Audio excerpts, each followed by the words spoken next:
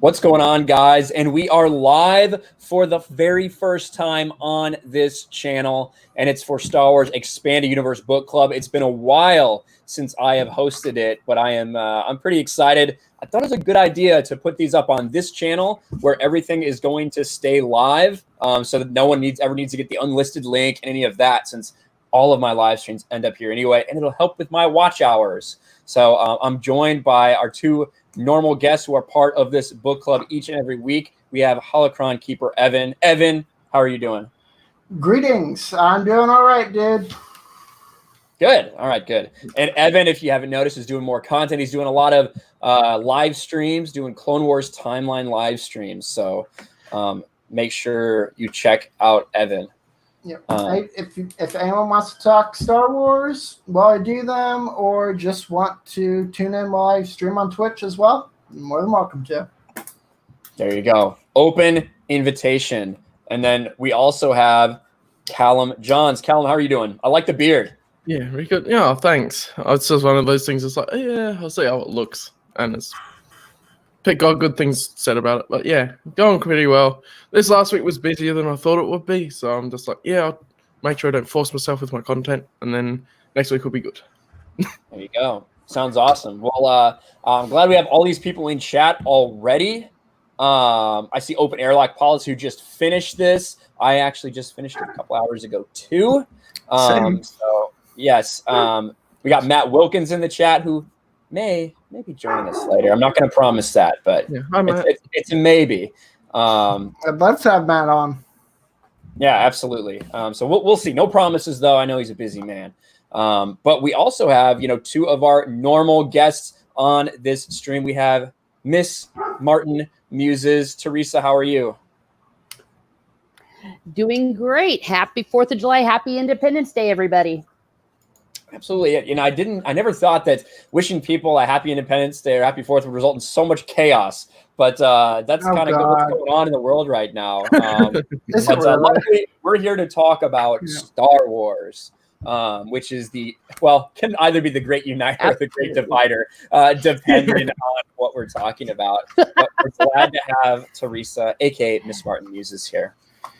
And we also have OG Star Wars. Alora, how are you? I am doing well, and happy 4th of July from your native sister. Now that I've been getting a little bit of heat on some things today, and I just want to wish you guys a happy 4th, and that I love and respect all you guys. So awesome. Thank you, Alora. I appreciate that. And I'm hearing a little. I think there might be a little bit of lag on your end, Alora, for some reason. A couple seconds. Okay. So if you wouldn't mind just popping out and coming back in, I'll add you right back in. Because I think there's a little lags. Thanks, Alora. Mm-hmm. All right. So Alora's going to be back, but we are here to talk about the first book in the Jedi Academy trilogy. Now, I've made my thoughts pretty clear about this book and this series in general. I don't think it's great. I do, however, think it's incredibly important and very necessary, as Alora is back with us. So is that a little better? Let's see. Can you hear me, Alora? Yes, I can hear you. Perfect. That's better. Awesome. Is it okay? Yes, it is. Okay. Awesome. So we, what I was just saying when you were gone, I was saying that my thoughts about this trilogy have been pretty plain. I don't think it's very strong. I think parts of it are incredible, and we get introduced to some great characters, and it sets so many things up in the expanded universe for decades to come. But I do think that it's just some of it's weak, and I do have some problems with it. Now, Evan, I know this was your first time reading this book. What were your overall thoughts about it? Not great or anything, but just what were your initial impressions before we get too deep in the story? So this was my first time reading this. I actually got about halfway through it about 6 months ago and then picked it back up. I still remember the broader strokes of the story, though, and what came before, and I picked it back up and remembered everything. But I will say that it's definitely I'd say weaker continuity wise for what comes later. I will definitely say that, but it's an entertaining read, and there's a lot of references to previous works before, but some of it just doesn't match well with what is considered canon by what Lucasfilm considered canon in about 2013. So there is a bit of a hiccup if you're like me and know details, kind of like the broader details, such as kind of the Death Star and the Jedi and just kind of some of those things. Yeah, so like all these books, this one was made before the prequels, Mm-hmm. so they only had so much to go off as far as what George Lucas had kind of given them and his kind of notes, right? And of course, some of those things did change between the early '90s and then when George actually sat down and started writing his plans for the prequels. Especially this book came out in '94, which you had the Thrawn trilogy, then you had the big things we're talking about: Thrawn trilogy, Dark Empire, and then this. And to me, you hit the nail on the head with one thing, and that's this book. This book does so much to interconnect everything, much more than we had really before. And this is one of the only opportunities we really had. But it talks a lot about events that happened in the Thrawn trilogy. It talks a lot about events that happened in Dark Empire and weaves it fairly seamlessly into the story.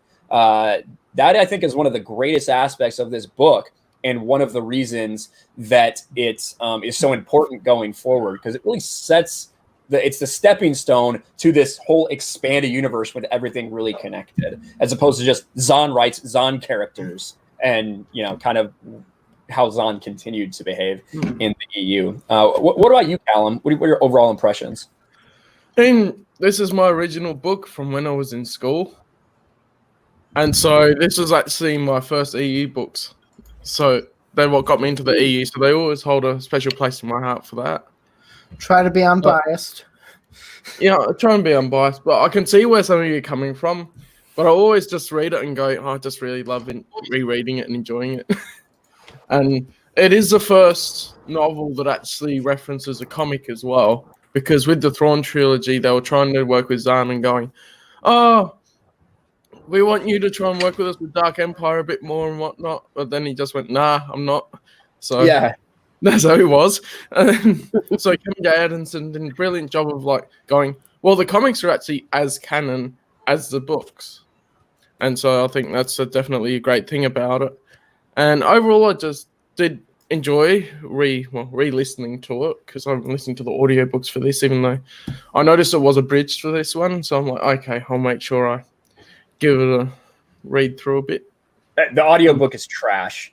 This audiobook, the audiobook is 3 hours, of a book that's 350 pages. So realistically, that kind of audiobook should be 10 to 12 hours. Somewhere in there, down to 3, and it cuts out so much. It's garbage. I was like, why do you cut out so much?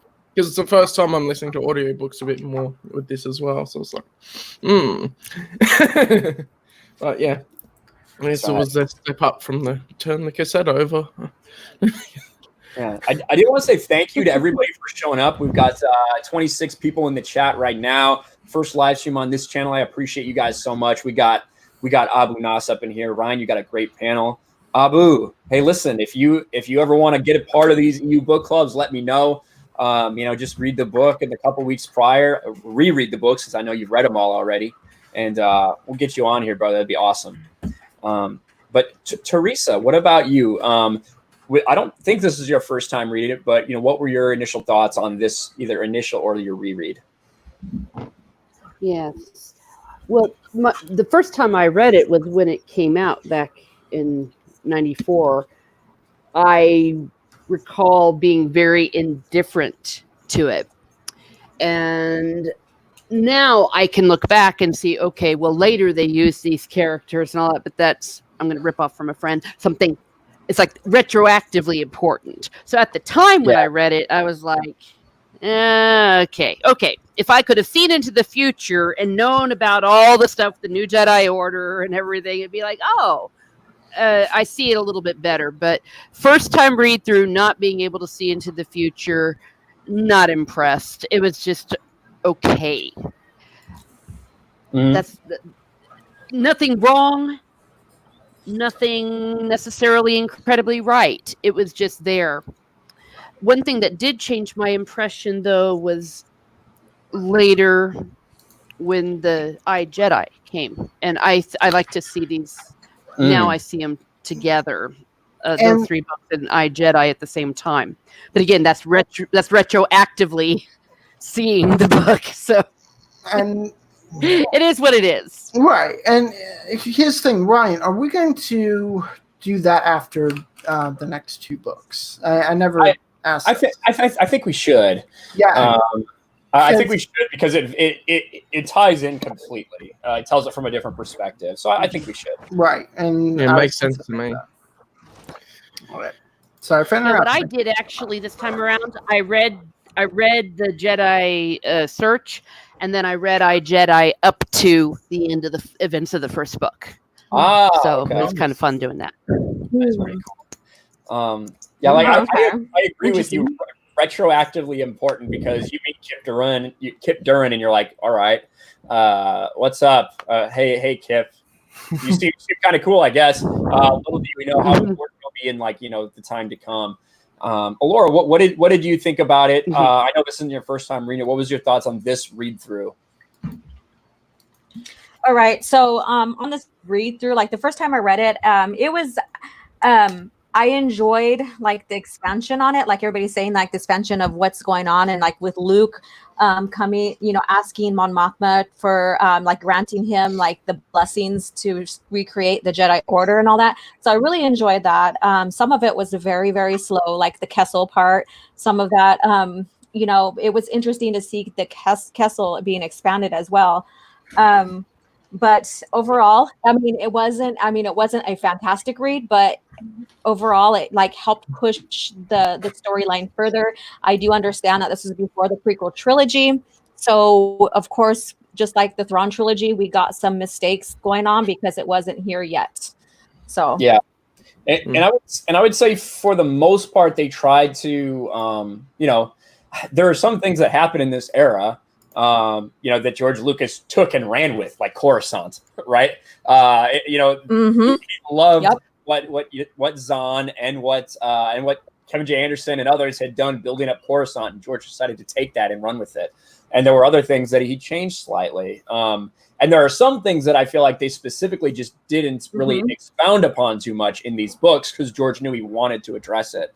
So I do feel like, knowing now, 30 years later, what we know, you can say, yeah, okay, there's a couple things here and there that don't line up. But for the most part, I think those are pretty easy to overlook when you consider everything else. Right. And here's the thing, when I'm reading... Yeah, and I'm just going to quickly make a point here. When I was reading the beginning of this book where it had the Galactic Senate, all I could picture was the Galactic Senate from the prequels, which is something interesting for me. It's because something to me is so iconic, it integrates really well when you think about it and visualize it. Yeah, that's true. I think that's what we all kind of do. That's what we all kind of do for that. Take and that's why I say they wrote it without being too specific.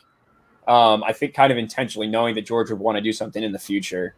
So it is kind of a little bit open to interpretation. We also have one more panelist here. We have Subhuman 84. Subhuman, how are you doing? Hey, Hey, what's going on, man? Happy 4th of July. Happy 4th of July, my friend.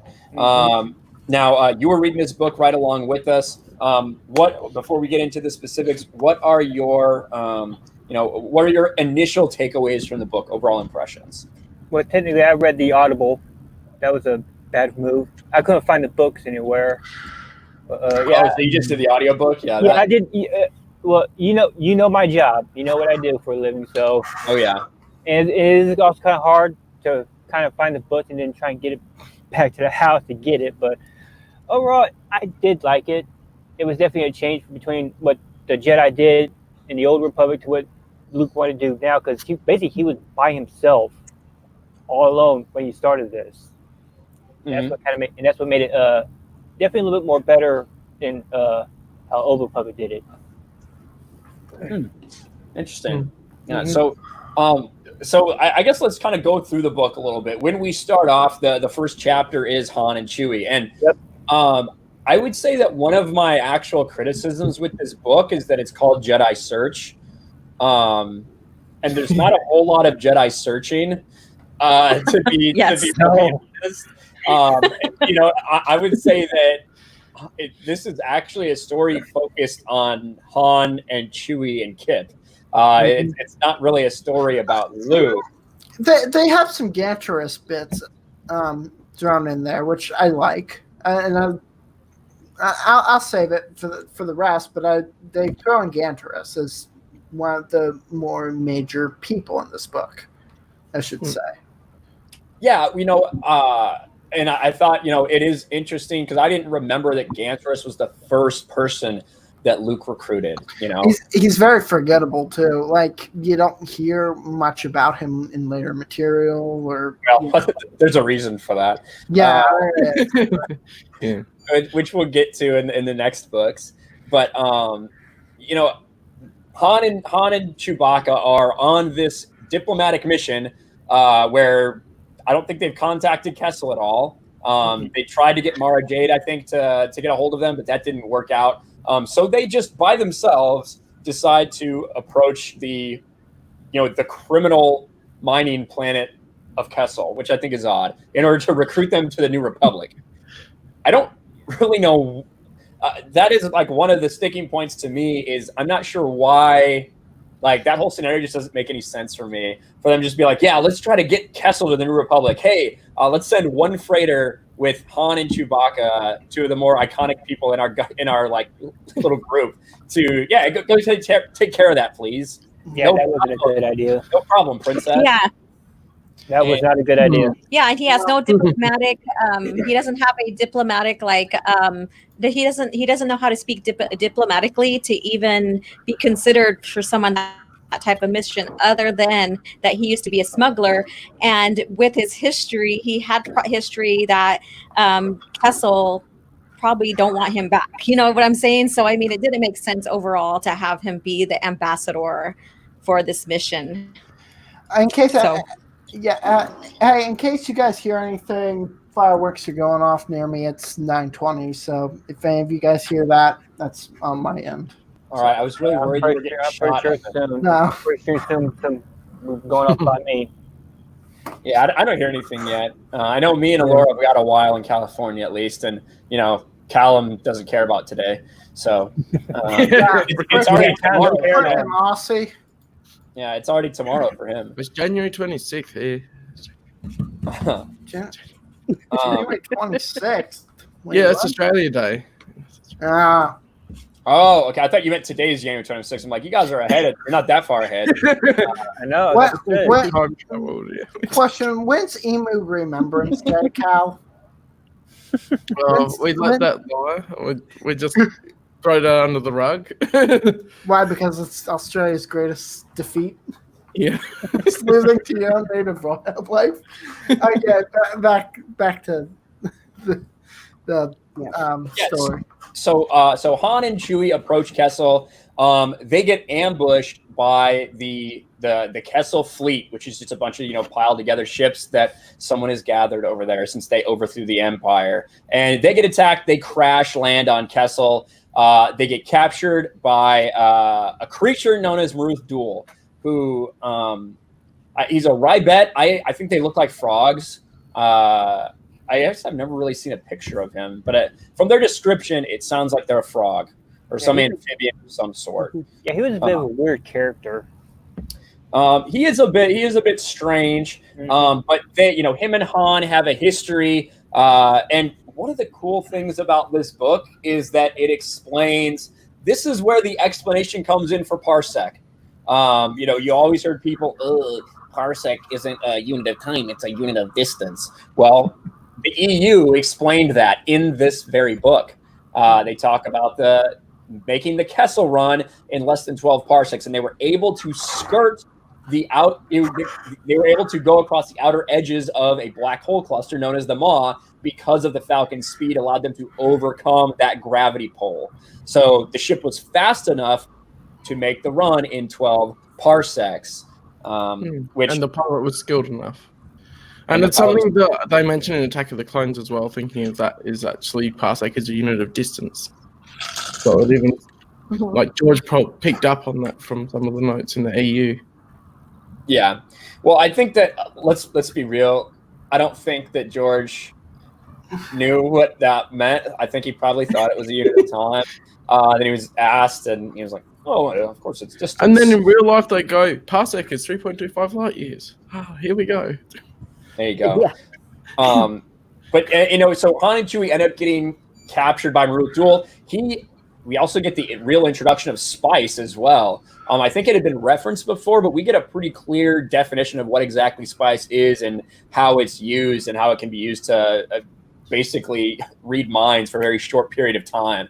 As Marut Duel uses spice to read Han Solo's mind, to find out that no, the New Republic wasn't there to take anything away from them. They just wanted to ask them to join. They didn't want to attack them. They didn't want to take it over. They just wanted to ask them to join the New Republic. Again, for some strange reason, they wanted to ask these illegal drug dealers to join the New Republic.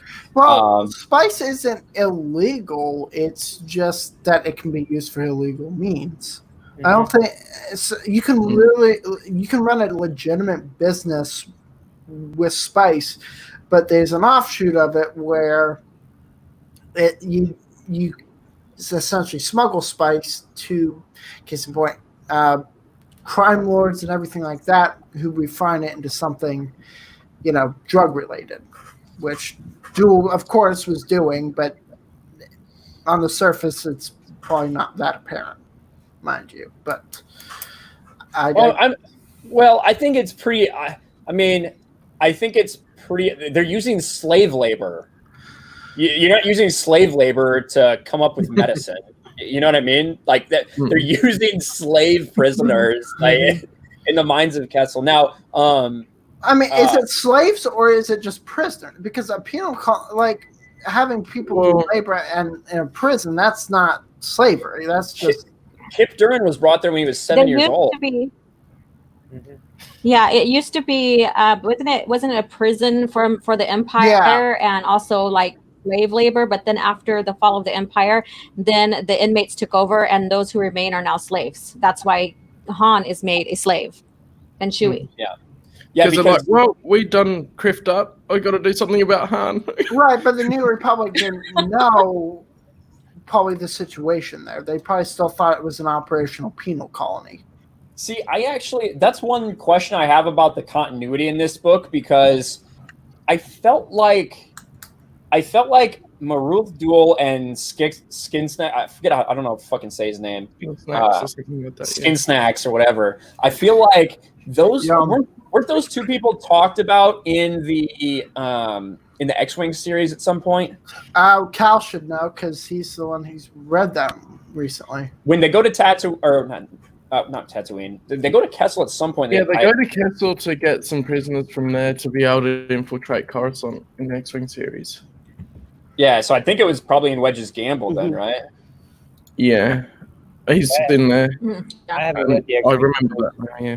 Yeah, and so my question would be continuity-wise, if Marut Duel and Skin Snacks were there and it was clear that they were running the operation, why wouldn't the New Republic know about that? And that would be Han knowing that, yes. Going, well, I have a bit of a history with this guy. Maybe I shouldn't go after him. That seems to be a continuity error, but that seems to have been one that came along later. Yeah, that was Michael Stackpole, and maybe they were just high-level prisoners that were trusted with something. People had been there. I don't fucking know. I'm not exactly sure how that worked, but it could have been still in that transition period as well. Yeah, I don't remember some of the specifics of the book, but it could have been that transition period where they were maybe sort of going, well, we're temporarily in charge at the moment. We don't know where Kessel's going to go after this. Yeah. But see, the thing is, by the time we were with the X-Wing series, the Empire has already fallen, so that means they already took over. Mhm. potentially. And the X-Wings. Potentially. Yeah. Because X-Wing series takes So place, that's what, the missing 1.5 years or something after Return of the Jedi, somewhere around there. Somewhere around there, yeah. Like, So they're actually taking over planets, you know. So who I guess we'd have to look more into that before we say yes, continuity error. Yeah. But it's definitely something that made me question it when I heard it. An error doesn't become a mistake until you refuse to correct it. Yes. And speaking of that, you know, Marut Duel shoots Han down, and he has this thing. You know, Han's basically like, "No, we weren't having a Warfleet wasn't coming to get you, but now there will be. Now that you shot me down."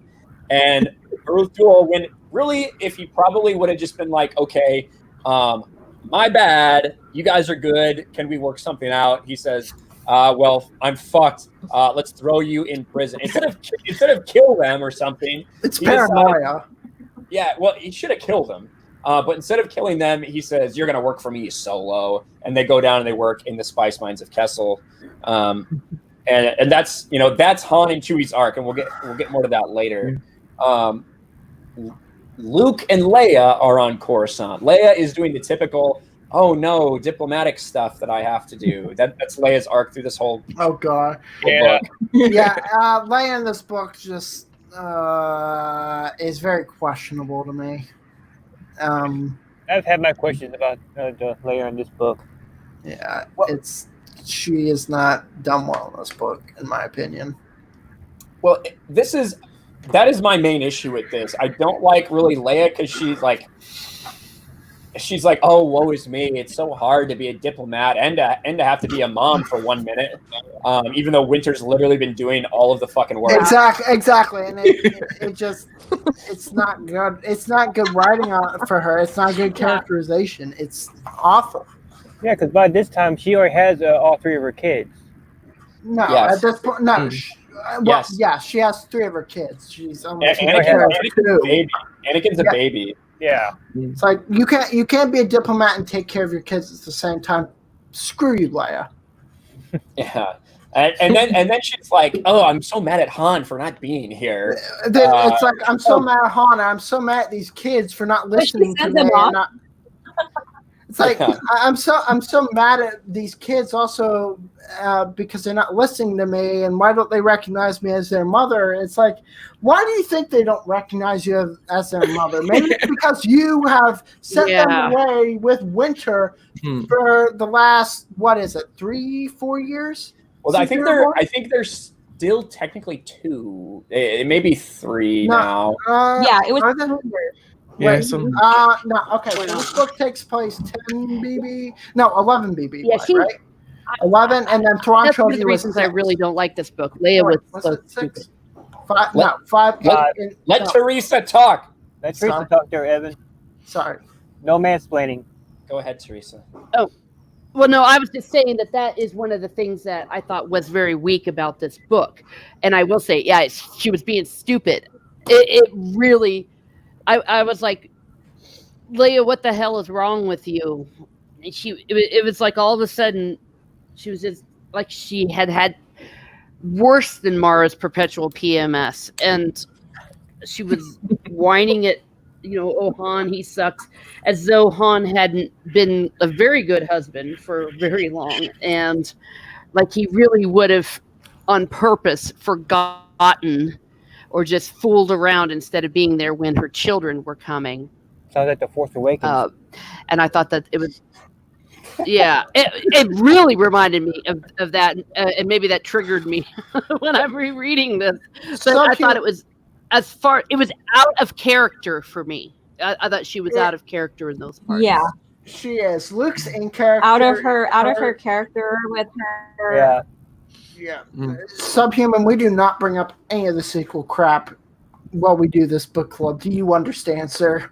Well, sometimes we do. That's heresy. It's heresy, Brian. You know. Depends on who's hosting, because sometimes it comes up because the host. Yeah. Matthias, I wouldn't say Leia's a bad mom. I would say Leia is not used to being a mom. Yeah. So yes. basically they say, okay, well, it's very dangerous for Jason and Jaina and Anakin. So they send Jason and Jaina and Anakin away. It's to Anoth, right? I think that's where. Is it Anoth or New Alderaan? Yeah. Because when it was New Alderaan in the one. No, I think it's Anoth. I think it was Anoth. We're going to see in later. Dark Empire, it was New Alderaan, but it's by Anoth in this. Yeah, probably. Just to explain how the Solo twins don't appear in Dark Empire, basically. Kind of, yeah. Kind of, yeah. And also just like that is. They're like, okay, so it's very dangerous for them, so we're going to send them away from all the people who could do the best job of protecting them. That's basically what they're doing. I see Lethal Lightning in chat. Hello, Lethal. Hey, Lethal, what's up? Wait, what do you mean, brah? What did I do?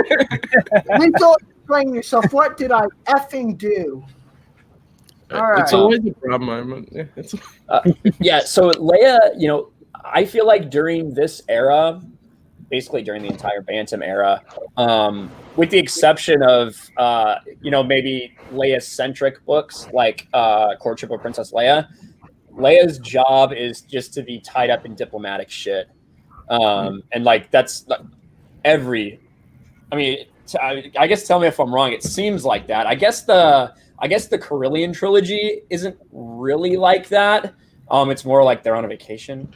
But for the most part, that just seems to me like it always seemed like Leia was caught up. And for us who are used to the Del Rey era, where Leia actually, decides to say fuck politics, I'm going to be a Jedi, and takes that a little more seriously and is more involved in things. When we, when we look and we read these books, we're kind of like, all right, same old Leia plot.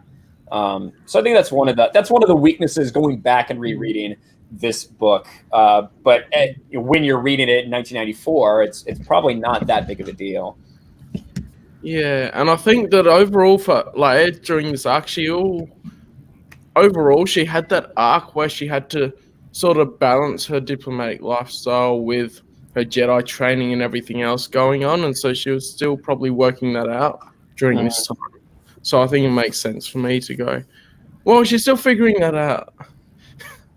Just at the point where near the end of the Bantam era, it goes, well, now Del Rey's taking over, now she can do. Well, politics, I've done so much for so long, it's set up now, I can just do my other bits. Yeah. What about you, Subhuman? You only got the audiobooks. You really didn't get too much of it. No. But I think there is still a little bit of it there, where she kind of shows her frustration that. So what happens, right, is, Han and Chewie get sent on this. They don't come back. They're late coming back.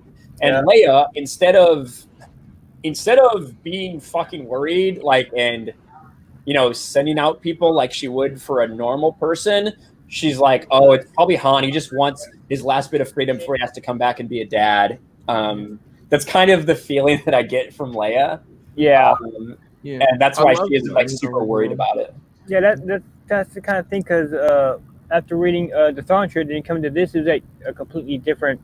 There were completely different characters in this trilogy right here, because Leia, how tough she is. She can handle her own. But then you see her in this book, it's like she just kind of lost faith in what she wanted to do, especially with being a mom and being a diplomat. Yeah, and I think that is a good point. I think that's the point, like Cal said, that they're trying to hammer home, is she's really trying to balance. Like, she's been so full force in the diplomatic stuff, and finally she gets her kids back, kind of, and she's trying to figure out, how am I supposed to do this?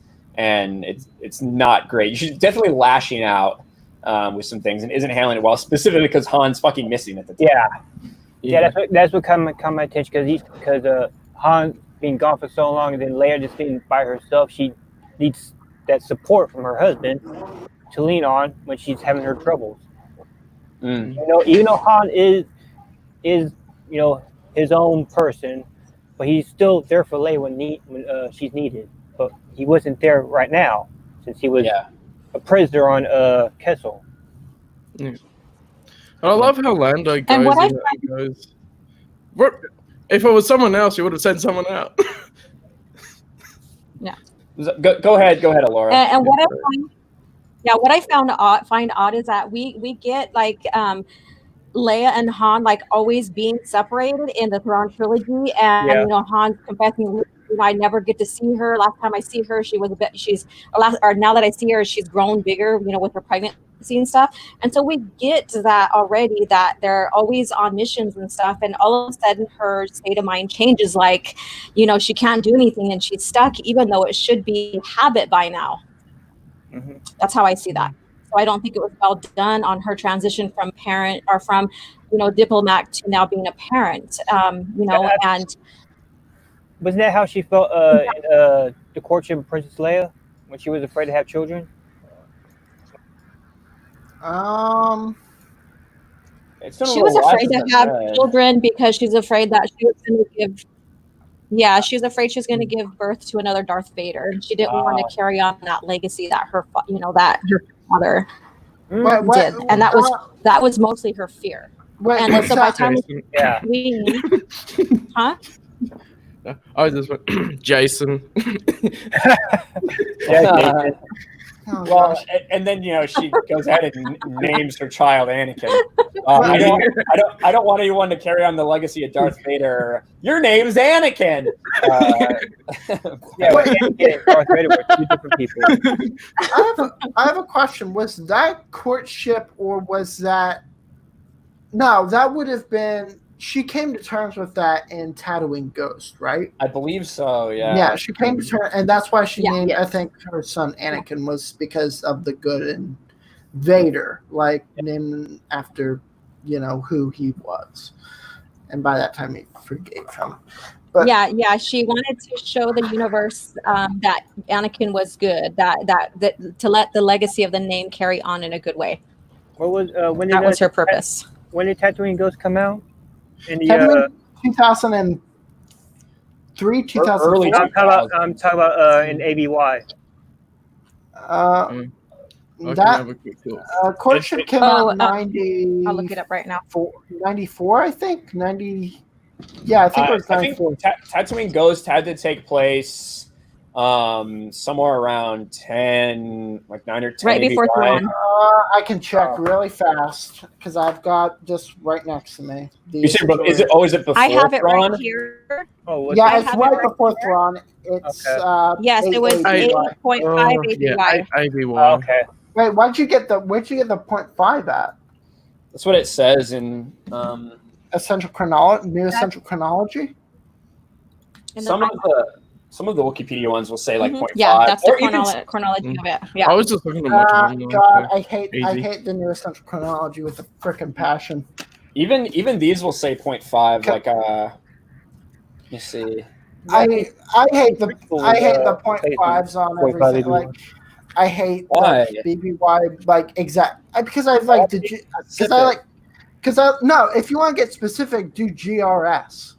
Do that format. Don't do 8.6. Like don't do that format. That'll be good for readers looking at the timeline that haven't read much and goes, well, what's this GRS?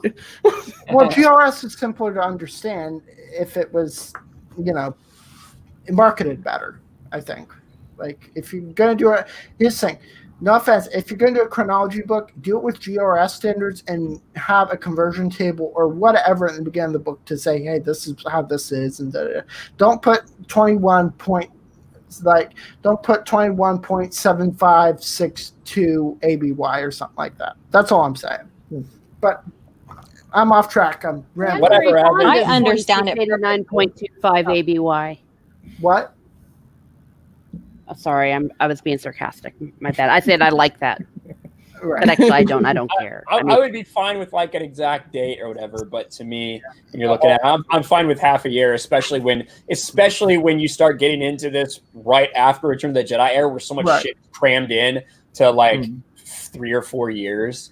So I'm okay with it. Yeah. I wouldn't say crammed, but I wouldn't say crammed until after. There's like sections that are crammed, and then it's wide open space. It's free. It's free real estate. Especially with some things, I think you need that bit of flexibility, especially with older works, so that you can go, well, we don't know exactly when it takes place. Thank you. But it goes around this time. Right. No, that's where the BBY comes in, because it's less precise, but you generally get an idea of when it takes place. However, if you're using it for some specific case in point, doing a chronology book or doing something like that, go more specific with it. Yeah, but that's the thing. If you ever want to write a story again, you get locked into, oh, well, I said that this happened right at this time. There's no possible way I can then tell this story, even if I realistically could just be like, all right, well, this happened in this 2-month period, but I didn't leave myself that long. You know what I mean? Right.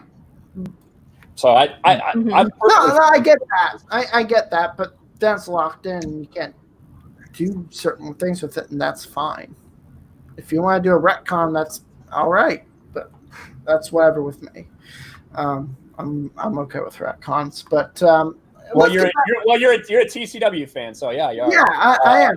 Let's get back on topic. Let's get back on topic with the book. We can discuss. I was going to say, have we talked yet about? Have we talked? I was going to say Admiral Daala. Did you want to bring that up? Or I wanted to talk about Luke a little more because we haven't really talked about Luke. Oh, sure. I love Luke. I don't like Luke in this book. I'll be honest. I like him. I think he's likable, but I think he's fucking dumb. Antares is so clearly he's basically just being like, I'm dark as fuck. I'm dark as fuck, and Luke's like, I just want to train you. And then Luke. So Luke goes and this is his goal. He's like, I want to go out and find people to restart the Jedi Order because I don't think the New Republic can survive without it. He gets approval from all the government who clap as he's on his way out, where he says literally something that everyone probably knew he was going to do anyway, and restart the Jedi Order. So it's like all this fanfare, and so Luke is like, all right, C-3PO, R2-D2, I want you to comb the records. I want you to look at all the files that we've ever had in history and find anything you feel is weird out there, And so anything strange that happens that's more than just mere coincidence, that's what we're looking for. That was just a little bit far-fetched to me. But then when Luke goes to Gantaris, Gantaris is literally trying to kill him. He has demons. You can tell he has demons. He's had visions of a dark person. Luke, who has literally just come back from the dark side, is like, nah, this guy's cool. And, decides to recruit him. Yeah. Then he goes polar opposite of someone like Gantaris, and he goes to Bespin, and he recruits Streen. Now, one thing I thought was really cool about this was they made it very clear that all of the different potential Jedi recruits in this had different abilities or different natural abilities. For Gantaris, he was able to kind of get out of danger in a sense, when this like hot geyser was going to explode, right, and be able to keep his people safe that way. Basically something out of danger, being able to sense danger. Whereas Streen is able to kind of predict the weather and know where big pockets of Tabana gas are going to pop up before even the best computers can predict. However, he has a drawback in the form of not being able to shut out people because of essentially he's hypersensitive. He doesn't know how to close himself off. He's almost like I've heard it been described as like an empath almost. Like he's very in tune with what people are thinking and feeling all the time. Correct. And that's like what he asks Luke. Yeah. He's like, hey, he doesn't really care about being a Jedi. He's like, hey, if you teach me this stuff, can you teach me how to like stop all the voices in my head? And Luke's like, yes, which would probably be something they could do in like, maybe a day. Just be like, hey, close yourself off to the Force this way. Thanks, buddy. I'm going to go mine Tabana gas. And then here's the thing. Each of them. And then what Luke does is Luke's like, hey, dude, who's only seen 50 people his entire life and lives on this like inhospitable, like archaic world where you're basically like tribes.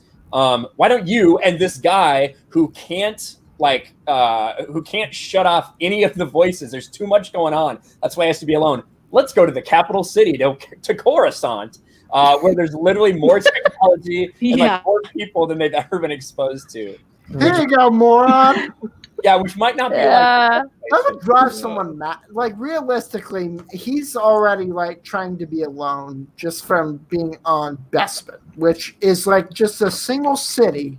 It's just a single thing, all right? The single platform. So Cloud City is just one of many cities on Bespin. Right. Yeah. But it was Cloud City he was at before moving to Banopolis, which is a terrible name. It's terrible, but it's how it's spelled is actually really cool. I don't know. It's like if he was like I don't know, he was a goat farmer and the city was named Goatopolis. You know what I mean? I get and then that. they worship goats. No, it's like that. Realistically, if we were applying like 2010 era logic to Star Wars to Stream, he'd be going mad just stepping on Coruscant. Yeah. But then again, Coruscant. Do we know about Coruscant, like how densely populated it was back then? Because I don't think it was as densely populated as it was in the prequels, where it's a whole cityscape planet. It was because there was mountains. No, I think it. Well, I do think there's mountains, but they do talk like the whole construction droid. I think that gives you a really good idea of exactly how everything's how big it is. Yeah, right. But that doesn't mean that it's not, all city. That just means it's been stacked and stacked and stacked on top of each other. Yeah. And the Krytos virus really thinned the population as well. Right. That's true. Right, but I've also noticed that at least with Streen and Gantris, they're both looking for something to get out of it. It's not like they're selfishly becoming Jedi. It's that they're looking for something that they want. It's like you. Gantris wants his people to be saved. Exactly. That's very selfless. Mm. Mm. Yeah, he does. Once he realizes what Luke can do, and I guess we could talk about that scene a little bit. There's a scene where Luke fights a lava monster. Yeah, why can't we talk about that? Like, his thing, why can't we talk about it? It's not. We're with people who read the book, and we're going to talk about spoilers. Talk about it. So I said I guess we should talk about it. I don't think I read that in the Audible. No, I'd probably cut it out because it was the audiobook. I would love to hear this. So, Gantoris is basically like, fuck you, I don't trust you, Luke. You man from space who's coming, says he has all these powers, pass my tests.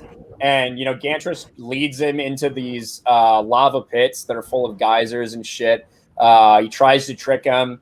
He tries to get Luke to shove his hand into something that then explodes and, almost kills him. He's like, oh, you passed my test. You have one last test. And he's like, walk across this lava. And Luke realizes, all right, well, there's some stepping stones here beneath the lava. So, okay, not beneath, but just kind of hiding within it. So he starts across, and there's a big worm, a lava worm, like a fiery lava worm, like something from Lord of the Rings or some shit. Lives there. And starts trying to kill him. So he's jumping from rock to rock. And brings his lightsaber out and tries to slash it, but his lightsaber fractalizes, I guess would maybe be a good term, into 1,000 different beams. But luckily he was able to cut just enough off that thing's armor for lava to get inside it and kill it. So it's just this weird little battle. And too bad Anakin didn't know about. Yeah, too bad Anakin didn't know about surviving lava, right? I know. If you only had stepping stones that Obi-Wan, threw him down in. But it was a cool little scene. And then Luke actually levitates because I think the fireworm broke some of the stepping stones during the fight.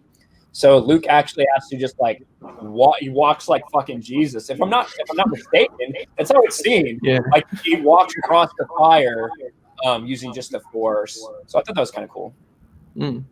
I like that scene though. I like we don't want to ground it too much, and it still has those fantasy elements in it that make it more Star Wars than a science fiction hardcore show. So it's really cool. Yeah. Like I said, it reminded me of something that you would see like in a Lord of the Rings type of magic fantasy type of world, rather than Star Wars. Not that we don't see weird creatures and shit like that in Star Wars, we do, but it was just the way that was written and set up. It kind of reminded me of that. But so he takes them back and then realizes that Han and Chewie are missing. And him and Lando are like, we need to go find them. And then Luke's like, let's go get them. And then Leia's like, but you have these 2 Jedi, you can't take them with you. And Luke's like, oh, good thing I have you, sis. I would never have thought of that. I guess I'll leave them with you. And it's like, God, Luke, you're fucking dumb. So those are just like a couple. Maybe he's got like fuzzy brain from that dark side stuff. He's like got a hangover. Yeah, probably. Dark side. I just dark side hangover. It's a thing. Yeah. I just don't think that this is a strong Luke book when it's called Jedi Search. It kind of might be more of a young adult or a children's book, kind of the way everybody's acting. There are some parts of it that I do feel like it was geared a little bit to a younger audience than the Thrawn trilogy was necessarily. And I think you see that with a character like Kyp Durron, which we haven't really talked about too much. Teresa, how do you feel? Teresa has hot takes on characters. She's like, Mara Jade, hate that bitch. No, I didn't say that. I said perpetual PMS. You translate it to that. She's not one, at least according to the Thrawn trilogy, that's not too out of the ballpark. I mean, yeah, she is a bitch, but what do you think? What do you think, Teresa, of Kyp Durron? I liked Kyp Durron. I don't know how to say this one. Yeah, well, who knows how you say the kid's name, but it's easier to say Kyp better than me messing up Plagueis. But I was fine with him. I thought he was a cute little character in this one. Young guy, obviously had a background. I liked the way that Han kind of felt almost big brotherly to him or something, getting him out of there because he hasn't yet gone full douche. He douches in the next one, so I liked him. Yeah, so He's cute. So Han and Chewie, when they go down into the prisoner slave in the mines of Kessel, they meet up with a character named Kyp Durron, who is young. I don't know if they specify how old he is, but it's pretty clear that he's probably like late teens or something, maybe. That's kind of how I imagine it, maybe like 18 years old. And he's been down there since he was a kid. His parents rebelled against the Emperor and they all got sent in jail. And they mentioned that his brother got sent off to be brainwashed by stormtroopers at Karita. Karita, it sounds like an interesting place. Hope nothing bad happens to it. So they do leave that seed there about his brother. And Kyp, it turns out, has Force abilities, which, he kind of tells Han that sometimes he's able to see things before people do, a similar thing that we've heard of for a lot of these things. Has fast reflexes, sometimes can see what'll happen. Ends up being able to pilot a little mine car through the dark, just, by using the Force and his instincts. Turns out that Vima Dabota got around a lot during this year period. Not only is she on Jedi to randomly appear and talk to Leia, but she's also got kidnapped and placed in the mines of Kessel in order to tell Kyp that he was Force sensitive and teach him a little bit about the Force. Not any formal training, but at least the ability to understand a little bit. She tried to get him to kind of open himself up to the Force, which is one of the reasons Kyp's probably been able to stay alive down there so long. And he ends up being a key to them escaping. He's the only reason they're able to escape. It was funny how I didn't know what the Force was actually called. Yeah. Yeah. What does he call it? He's like The power. Yeah, there's a comment. The power, the strength. Yeah, open your apologies to that. yeah, the power of the I'll strength. give you the power. Well, and Actually, that's what it is in German. Die Macht. Was he only 13, Rob? Was he only 13 years old? That's Makes sense because Kyp is very much a relatable character for when this came out, for about the age that Star Wars fans were. If Kyp was 13, I don't know. When I read this, I think just Kyp's like 16 years old, the way he acts, if that's the case. Then again, I found a lot of Star Wars characters act. He should. No, he's 18 because this takes place 11. This takes place 11 ABY, right? Right. Yeah. So he was born 7 BBY. Yeah. Okay. So he is 18. All right. That makes a lot more sense. So. Yeah, but I mean, he is still. I mean, he's still very young. You know what I mean? To have lived his whole life, down in there like that, it's kind of shitty. So, but It's very convenient to have him. I like to think of him as a Kyp Deus Ex Machina a little bit, just a little bit. Kyp Ex Very Machina. convenient. well, especially Deus Ex Machina. Pilot them through the maw. he does. He is able to get them through the maw, and I guess before we get to the maw and Admiral Daala and all that stuff there, one of the strengths of this book, I feel like, is the Han and Chewie and Kyp parts in the mines, kind of giving you, Han and Chewie being able to, having to like rely on each other, to get out of these kind of situations and sticking together and basically just having faith that they'll find their opportunity. I do agree that in the Bantam era, there's a lot of things that happen because of convenience. Kidnappings as well. Kidnappings, a lot of kidnappings. And convenience. That might be. And a lot of crashes. A lot of kidnappings, crashes, conveniences.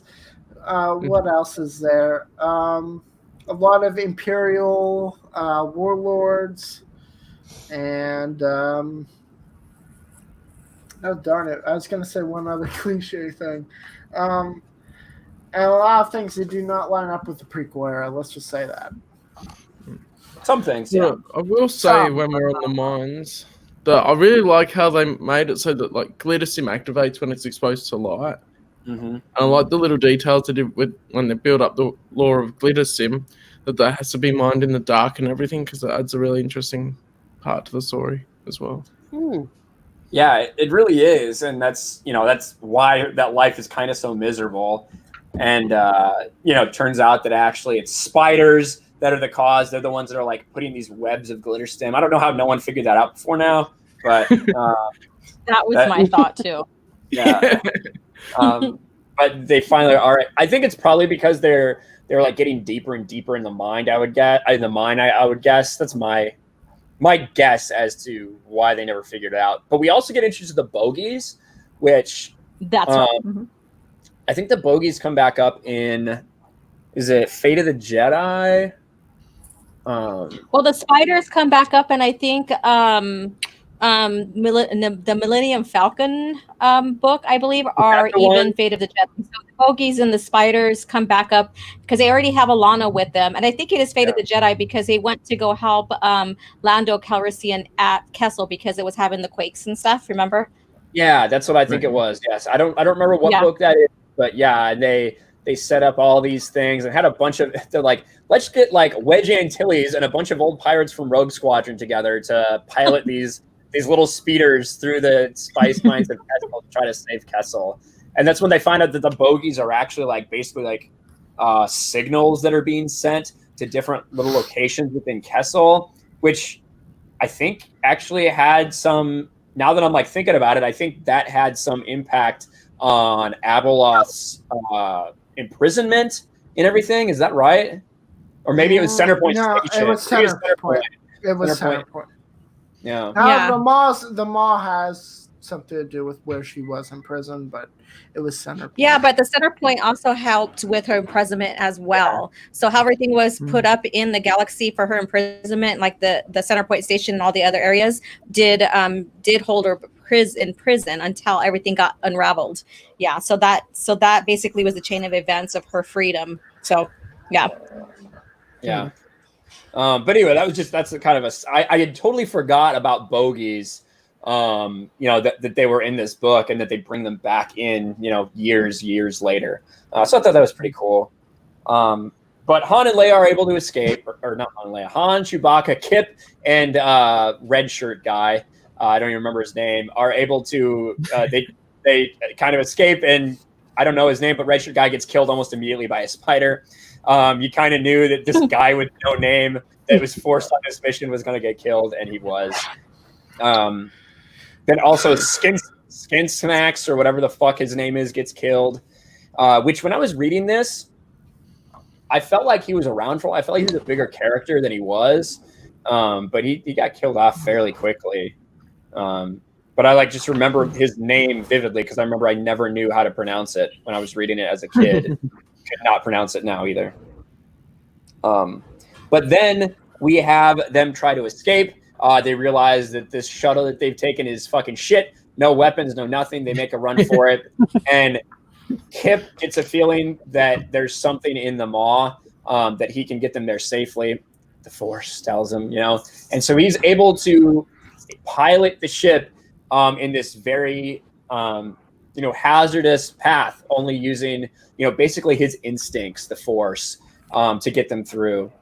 And they get to the other side, and bum, bum, bum, they're not out of trouble. In the middle of this black hole cluster, there is the Maw installation, which there is four Star Destroyers, a base, a Death Star prototype, and a super mega super weapon, which is the Sun Crusher.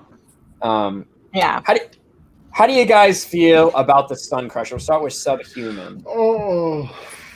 Well, I can say one thing. It was definitely a powerful ship if it can destroy a star and all that stuff. But yeah, like I said, I didn't know much about it. What all I know is that it definitely shouldn't have been made, especially for if the Republic would get a hold of it, because I know it's just for Empire only. Yeah, well, true, and it is really powerful, and the Republic's like, what do we do with this? Let's put it. Well, that's for next book club, I guess. Yeah, next book club. That's when they decide what to do with it.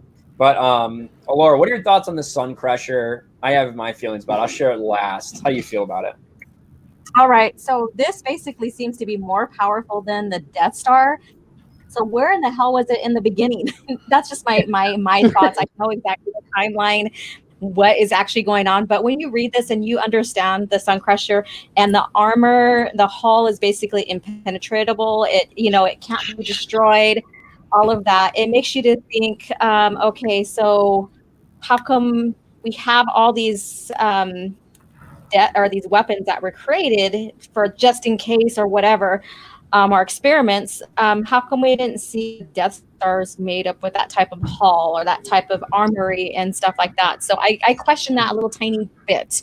Well, and I will say that the whole point of the Maw installation was for them to research, and this, exactly. The Sun Crusher was it had been in development. It was the Sun Crusher prototype, so it had been in development, and I think Qwi even says that it's the latest one.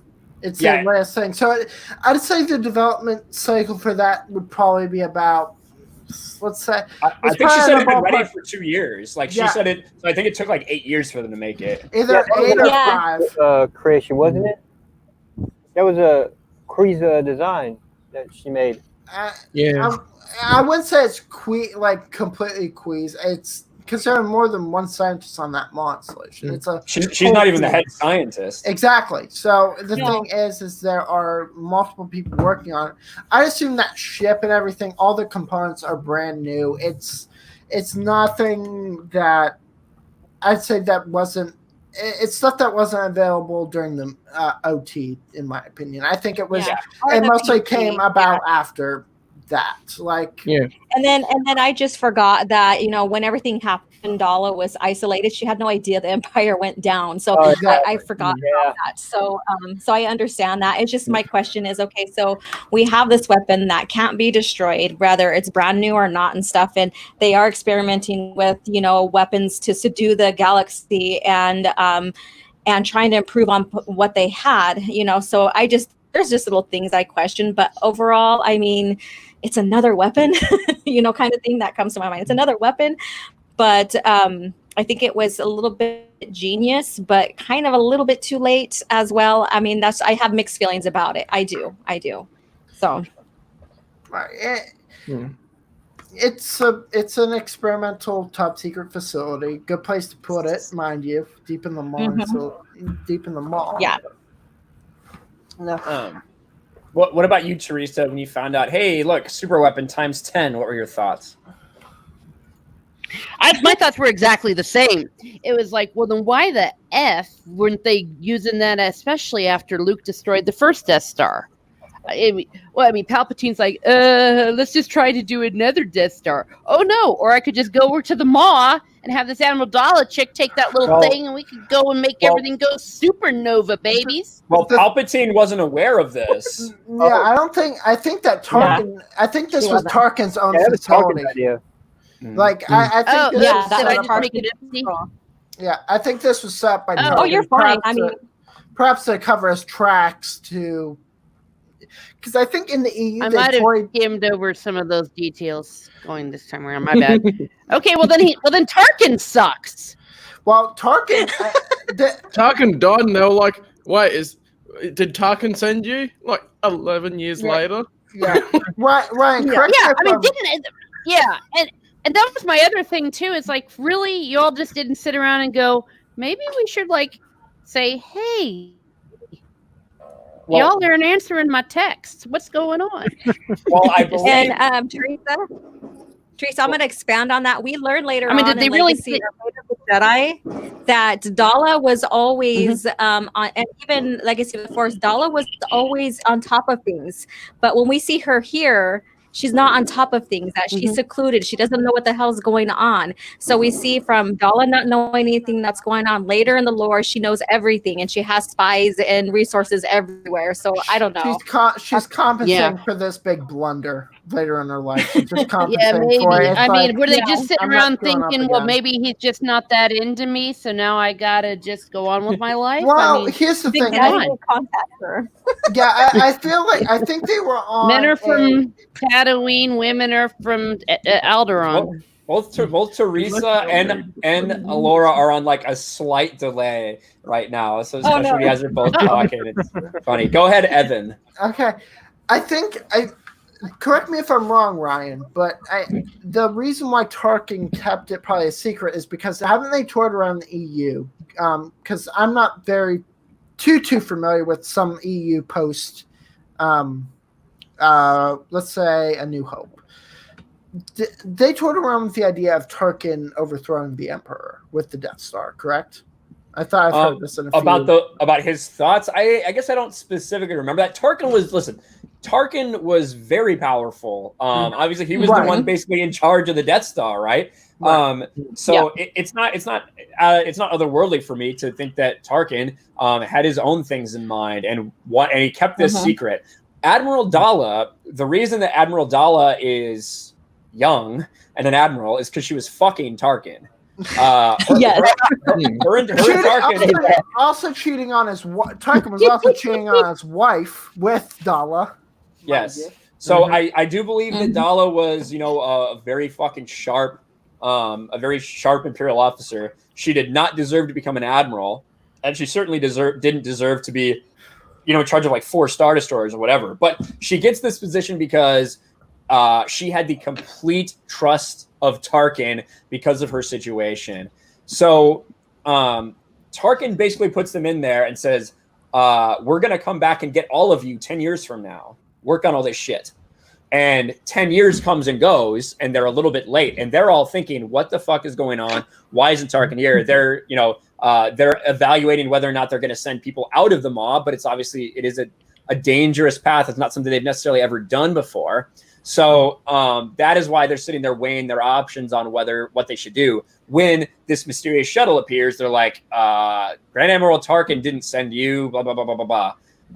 And that's when it's revealed that they have no idea that the first Death Star was destroyed, that the second Death Star was destroyed, that the Emperor is killed, and that the Empire is in shambles. Daala learns all this and is like, oh my God, what are we going to do? Basically. Yeah. I think that also why she didn't act or anything was, I think the maw installation was acting like, you don't do anything until you hear anything back from us, and us being Tarkin. Is that she was underneath that command, and you do not disobey your superior, no matter what. Especially when you're someone like Daala, who is probably aware that she shouldn't really be in that position. Right. But I think that Daala over time, like Evan says, she has this chip on her shoulder, and she does develop into an incredibly competent, person. But when you look at her through this trilogy, which we're gonna get a little ahead of ourselves, she loses one destroyer right away. She loses another one when Karita's destroyed. Everything she tries to do kind of fails. Basically, she just sets out to cause as much damage to the New Republic as she can, and doesn't turn out so well. But she learns from everything and becomes a really good character. But this is just her. She learns to team up with the Mandalorians. All right. It's just Daala is just kind of a character that definitely does get character progression, I should say. Throughout the EU, but how do I want to phrase this?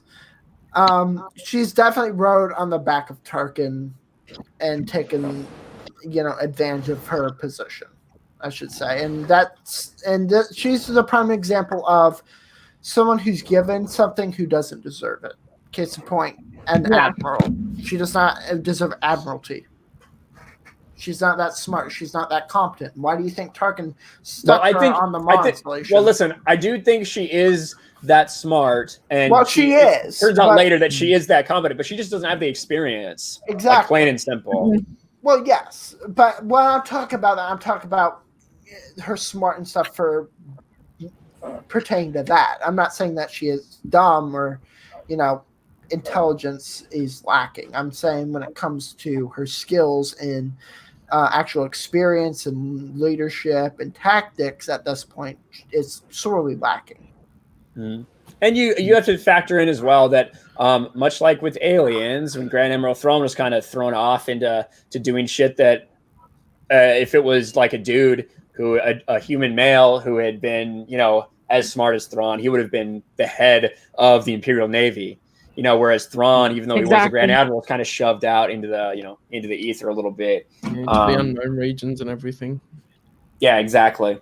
The Empire was sexist and racist or xenophobic, and that was the premise of their of who they were. That's why you only seen humans in there and male as well. So So it was hard. It was hard for aliens and hard for women to kind of rise. But we do see, though, that specifically for this project, they tried to find the best people for the job. They have a Twi'lek as the head scientist. They have Qwi, who is not human. She is she's something else. I don't know what the hell she is, right? I forget now. I don't think she's human. Like a bird thing or something. Yeah, she's basically like not like a bird like Vergier, but she's basically just like a human that has feathers or some shit. I don't know. Yeah. She's an Umwati. That's right. Yeah. I hear a cat. That's Teresa's cat. It sounds pissed. I'm gonna mute.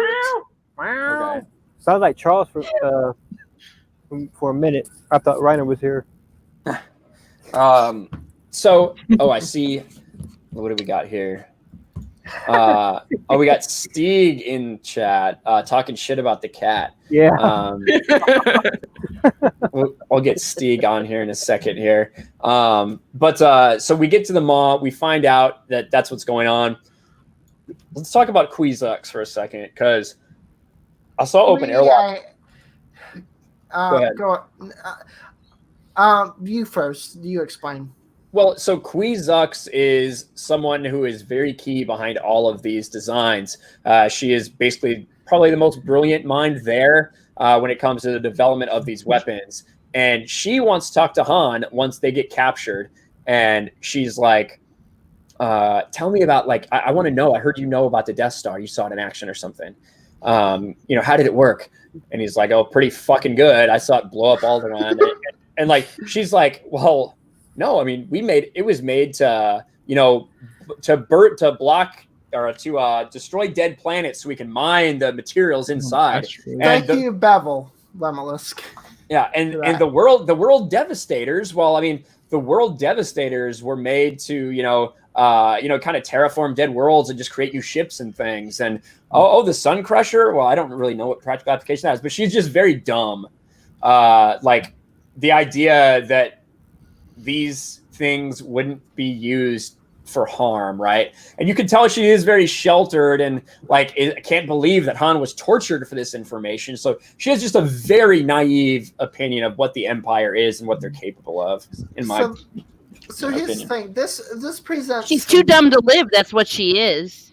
Too dumb to live. That's all. Here's the thing. This presents some problems continuity-wise, like how she fits in. Because as far as I'm aware, nowhere currently, at least from what I've seen, does it ever mention her name with the Death Star, like ever tied to it outside of essentially these novels. It's mostly just been attributed at this point to Geonosians and Bevel Lemelisk at this point. And it went through a fair few people anyway. And she wasn't even the head scientist, as Ryan said. So right, but as far as I'm aware, she was just one person of many working on these projects. Right. Unless she's the one who designed what's coming up, which is the next super weapon in the next couple of books. Unless she designed that one. But even then, it's up in the air to me. Oh, yeah, I didn't say my thoughts on the Sun Crusher. Yeah, I mean, neither. Well, yes. So we'll get back to that.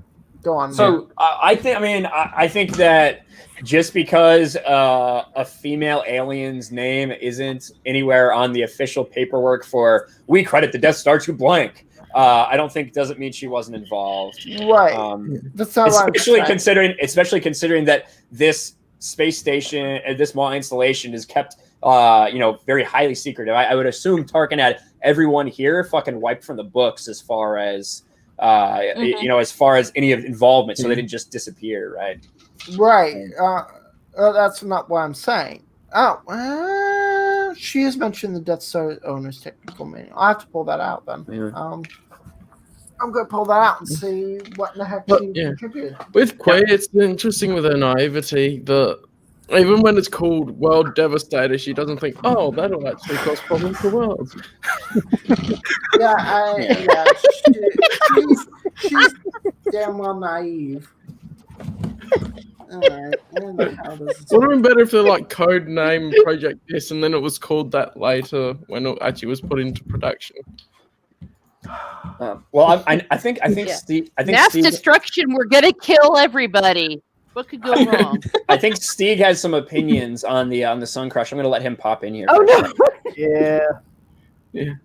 Oh no, Ryan can still join because we can have 10 people now, can't we?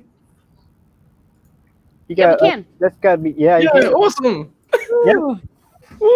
What? Nobody had to leave because of me? This is a disappointment. I can wait for you. Get the heck out of here, Stig. I have some thoughts on this book, and they're not good. Oh, I gotta hear this. Yeah, I heard it from Steve. I yelled and screamed at Alora about this book till she cried. Wow. Yeah, why? Well, let's hear it. It's a piece of shit book.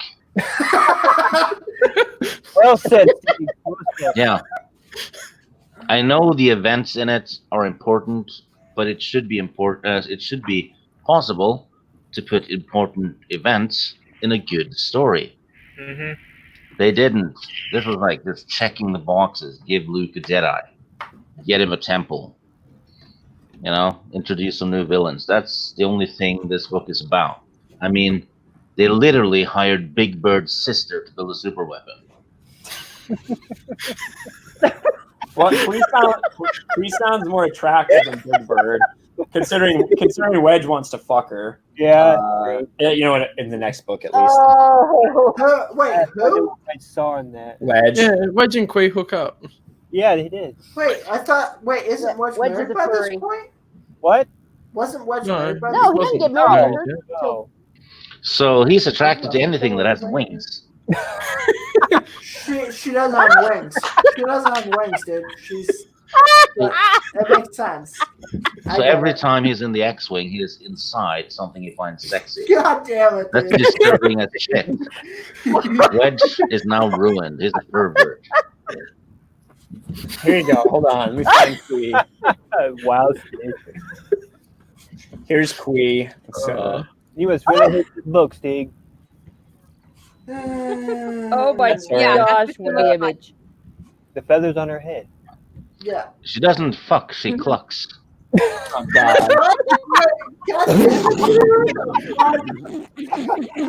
Welcome to Clock and Bell. Well, Oh my god.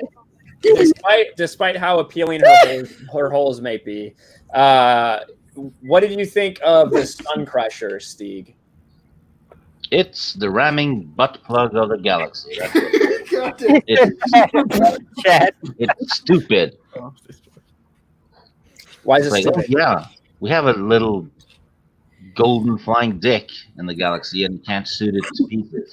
That is actually true. It does look like a flying dick. Can I just Yes, say it how, does. Can I just say how fucking stupid that it's called? The ship's armor. It's so lazy. The name of it, quantum armor. It's Quantum. It's so lazy. Quantum. It's more than one armor on it. You know? It's twice armored. But I'm gonna go there. It can take out the Star Killer base though without any problem. All right, here we go. Yeah. Here's the Sun Crusher. This is what it looks like. Yep. It's a butt plug. It's a butt plug, and you can put your ear against the bottom to hear what's going on. It's a butt plug. Oh no, with- don't do that to me. With resonance torpedoes, 3 laser cannons, and an escape pod. There you go. Perfect. Yeah. So basically, what the Sun Crusher is, if you guys didn't read, you're just kind of listening to us talk about it. The Sun Crusher, instead of destroying a planet, the Sun Crusher fires a torpedo into a sun that will cause the sun to go supernova after a period of time, and so will then explode and destroy anything within the path of that explosion. So it's it's basically a really big super weapon. Which is one of the weaknesses with these couple books here. You have this one, you have Darksaber, another Kevin J. Anderson, which is basically just the Darksaber is the Death Star laser, not the rest of the Death Star. It's just a gun in space. Yeah, you have the Eye of Palpatine, you have the World Devastators, all coming within this couple-year time frame where they were kind of just recycling, super weapon ideas because Empire evil. Wait for the next super weapon, and what is it? The next book, or is it the Champions of the Force? That's the next Which one one? shows up. Which one's that? I'm not gonna spoil it for people, but Mr. PT at the DS. Now that I think about it, quantum armored sounds like a really good condom, doesn't it? I was almost thinking they There you could go. put That quick, trademark that and sell it to a condom company. I don't give a fuck. Yeah. Well, I was also thinking like they could also put the missiles on normal ships, but I guess they made the armor specifically so it could survive the supernova when it's close. Yeah, and well, there's a couple things, right? if you just read this book and you don't read everything after, you're going to be like, okay, well, I mean, why don't they just make a bunch more of these? You know, why doesn't anyone make more of these? And it will kind of get explained because the only person that's going to really know everything behind it at the end of the day is going to be Qwi, and then she's not going to know it. I think in the next book that'll happen. So we'll keep on finding out as we read more along in book club. Well, the thing is, if this is the only book you read, you're not going to want to read anymore because it's bad. No, I don't think Cal, dispute this quick. And they've got me into the EU. There you go. Well, then you are lost. I wouldn't say that. It's not. They're my first EU books, so I wouldn't say that this book is terrible, and I wouldn't say it's the best book ever. It's definitely dated, and it's a product of its time, but it's not terrible. I say that much. spotted a similarity to The Last Jedi in it. What? You know, Lando's mission. Well, He there goes is in the gambling planet. Oh god, yeah. Yeah. It's fun when Lando exposes the cheater, right? Yeah. That's great Lando moment. But it doesn't do anything for the story. It's like Canto Bite. It actually does do something for the story because so we haven't really talked about Lando yet. Lando does get a part in this book. Lando, if last time we saw Lando, I guess I don't remember what Lando was doing during Dark Empire. He helped Luke land one Star Destroyer on Coruscant in the beginning of the first Dark Empire. Yeah, he was kind of absent for a lot of Dark Empire, I guess. But he was, yes. But last time we saw him was Thrawn Trilogy, where he owned the planet Niklon, right? He owned the mining that was going on in Niklon, which was half in the sun all the time, really hot, right? That has failed. That's not working anymore. Lando's down on his luck, doesn't have anything to do, so he comes to Coruscant with basically his pockets empty. And turns out that Luke needs help finding Jedi. And Leia's like, hey, why don't you help him with that? And Lando's like, oh, I think I could do that. And he decides to take one name on the list of these mysterious things that are happening, someone who is gambling and is winning at a really high, really often. And they're like, oh, gambling, Lando, this would be good for you to find out if they're actually force sensitive or just to expose the cheater. Yeah. Sure enough, he goes to the blob races. That's literally what it's called, blob racing. Yeah, I love it. I love this shit. Now this is blob racing. It's like feminist racing for 100 yards, isn't it? Oh God! It's through like obstacles and everything else like that. And it's honestly, it's interesting but stupid at the same time. It's like watching a train wreck. It's literally watching a thing of Jello essentially do an obstacle course. I'd watch that. So these blobs are racing, and Lando investigates the guy. He scans him with this very fortunately for Wedge Antilles. Wedge is using construction at the beginning of the book. He's using construction droids to help rebuild Coruscant after what happened in Dark Empire. Which again, the fact that they're referencing Dark Empire is a huge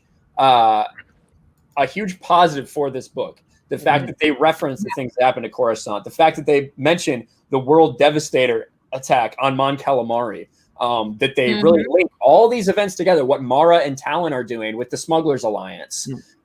These are all big positives for this book as far as continuity and wrapping everything up in this interconnected world goes. But he finds this Emperor's like old warehouse or some torture chamber. These things are used to detect force sensitives. And Lando uses it. That guy doesn't scan as force sensitive, and he finds out that he's actually cheating. He's putting little things in the blobs to make them go faster. The reason that I say it is important, not necessarily to the plot of this book, but in the end, is because Lando is down on his luck. He doesn't have any money. At the end of this book, It turns out that guy was actually on the run from his not mistress, but the dude the woman who basically owned him. This man was his like concubine or her concubine, basically like sex slave. And okay, interesting way of phrasing that, Ryan. But go on. I'm just saying that the woman was offering a huge reward for his return. And at the end of the day, he goes and returns to her because of what Lando did. And a guy comes up to Lando and gives him 1 million credit reward afterwards. So Lando is back on his feet and is back solvent after his role that he played. And now he can invest in his next new thing. So, and the cheater is fucked. Literally, yeah. Mm-hmm. Yeah. Well, no. One good thing I'll say about this book, though, is the fact that Han Solo was the one who found the Jedi. That was a bit. I'm betting everyone would expect Luke to find the Jedi, right? In the book. Well, he found 2 of them, but yeah. Yeah, Luke found that other guy, but doesn't count because he was stupid. We found Ganterus and Streen. Yeah. And I also... I probably slept through that bit. Well, I also think that it was... I didn't remember that Streen was the second Jedi I ever found. Like, that's... So, basically, Ganterus doesn't last very long, evidently. We'll get to that next book, but... So Streen is the longest tenured Jedi. Like, for basically most of the New Jedi Order and like all the way up through that stuff, which I think is really cool. I never remembered that he came to be a part of it that early. Yeah. Yes. But anyway, I guess I'll continue on. So, Callum, I don't think you ever gave your thoughts on the Sun Crusher. Oh, I sort of did with the missiles, and they could almost put them on another ship, and they'd be just as effective, other than the ship would get destroyed. I thought it was actually a cool idea because at the time, like especially around that time, there weren't that many super weapons. I know we got World Devastators and stuff, but when I read it, I didn't know about them other than they referenced them. But I thought it was really cool idea as a new weapon. I like the idea of it. It seems weird that it's so indestructible, though. Like, it can just ram through a Star Destroyer. Yeah, that's crazy. Yeah, that's weird. Well, that's the chronologically, is that's the second time after Return of the Jedi that they've ran a ship through a Star Destroyer, correct? Oh, completely clean through and surviving the impact. No, I've never heard of that, but I thought they did it in Courtship of Princess Leia with Zinjas. No, that was just Han Solo tugging the bridge and that, right? With the Falcon. They should have called the super weapon the Penetrator, really. Well, so the thing when they introduce the Sun Crusher, it is this like it blows up stars and it's indestructible, right? And when you create something like that, it can break the galaxy if you don't close the loop on it. Which they did close the loop on it, so that it can't be created again when we get to the end of this trilogy. But yeah, it's one of those things that makes people roll their eyes a little bit about this trilogy and about these couple years in Star Wars in general, is the emphasis on super weapons. Isn't it kind of weird that they could create a weapon like that, but they couldn't send one person into the galaxy to check for news?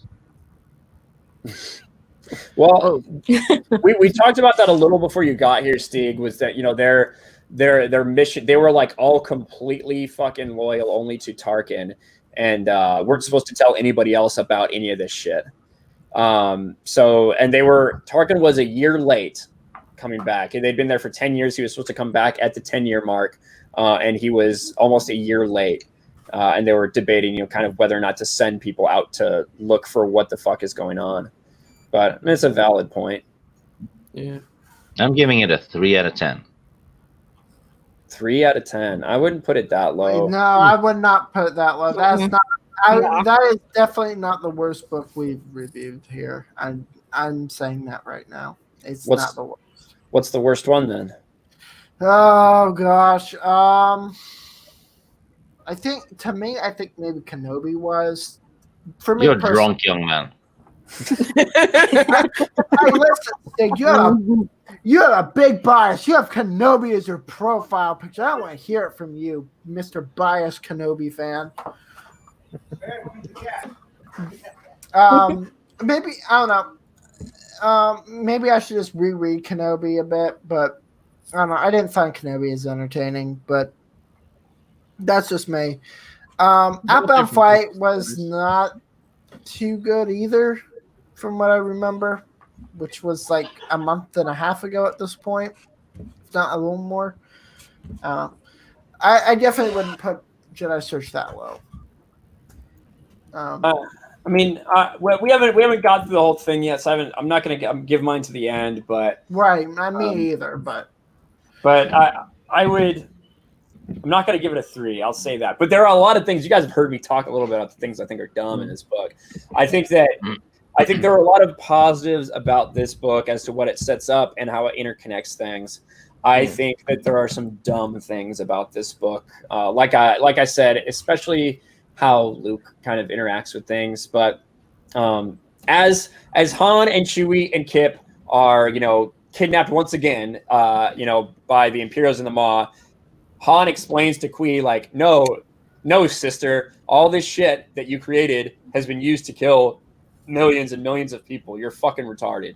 And she's like, that can't be.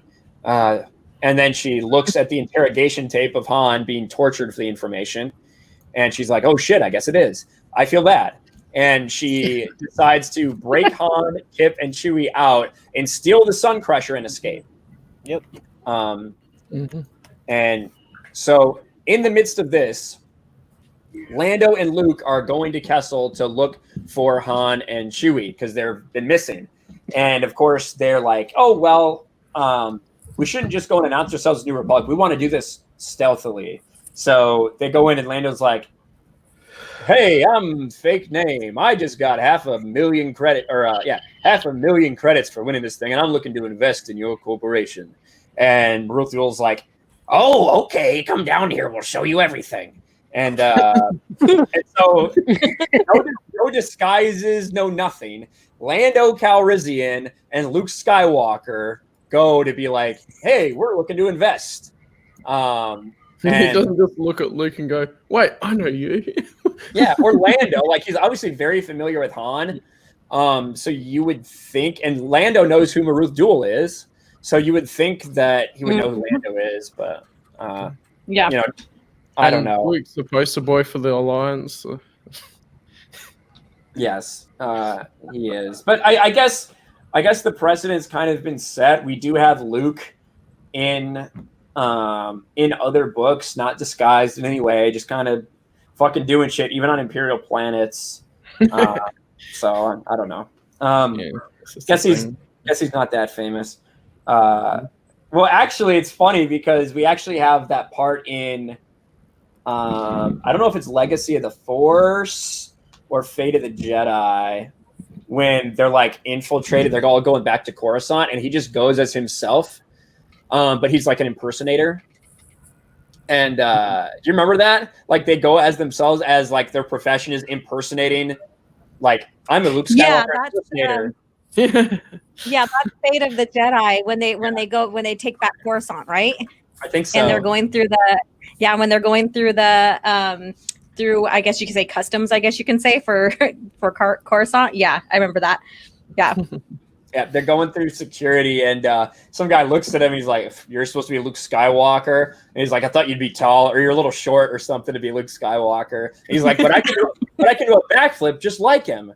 It's kind of funny, but I guess sometimes hiding in plain sight works. But they discover, because they find the Falcon there, that Han and Chewie are there, and instead of playing it coy, Lando's immediately like, "We got you, you bastard!" And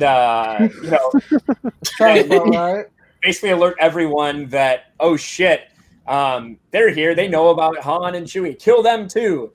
They steal the Falcon, and Luke knows that there's something in the maw too, and he's like, "Let me fly. I can escape."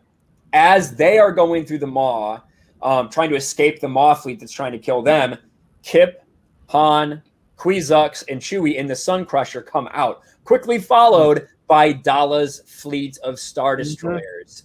And so they're like, "Oh shit!" They fucking escape, and the Maw fleet's like, "What the fuck is this? Star Destroyers!" And the Star Destroyers like, "What the fuck? Ambush!" And they fight each other. And we're getting screwed. Yeah, the Maw fleet doesn't turn out too well. All while our heroes escape and make the jump back to Coruscant. And at this point, Daala is like, "All right, I fucking lost the most valuable fucking weapon we had that could have brought us back in this fight against the New Republic. Good job, dumbass." Yeah, I'm just going to do everything I fucking can to cause as much damage, you know? So, so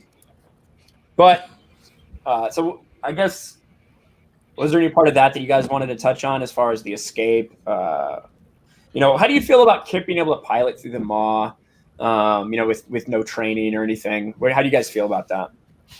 I don't have an issue with it personally because, I mean, here's the thing, it's not like I'm gonna bring up fucking sequel shit. It's not like Rey fucking lifting boulders and doing dumb shit like that, like day one.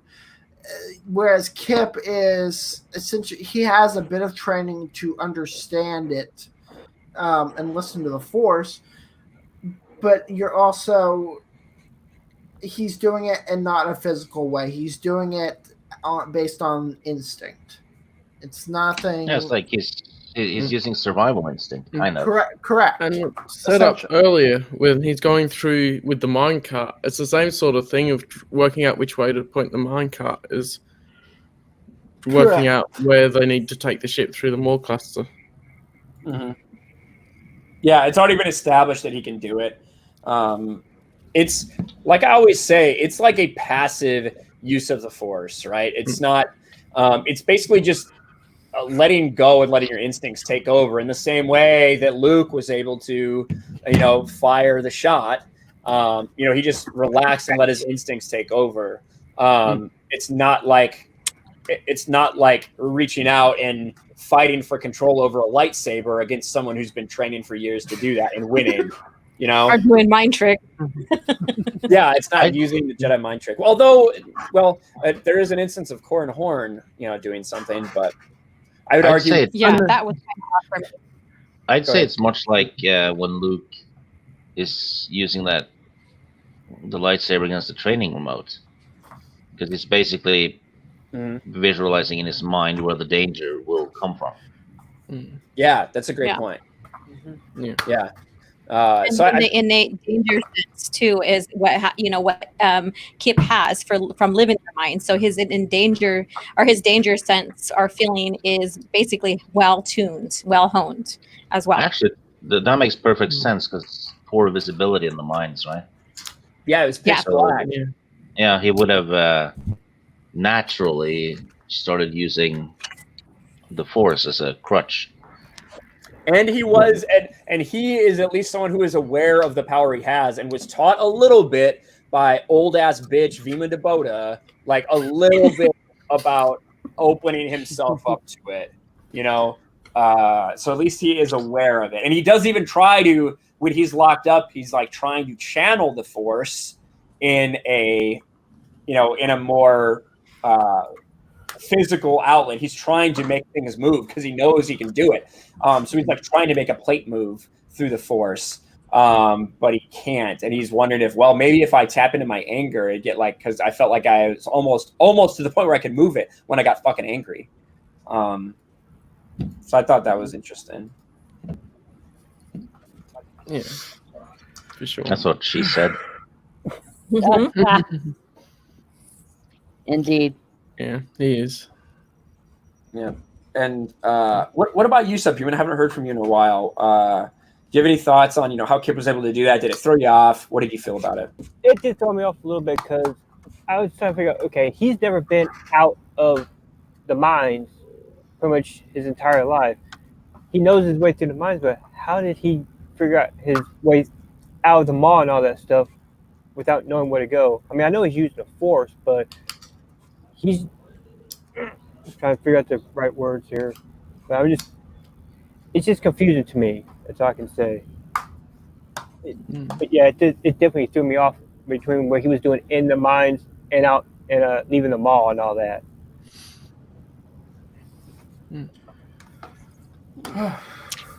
Wasn't with the Audible it did it because I do have the Audible, but I haven't listened to it in a while. I don't think it covers exactly the extent of like what Kyp has known.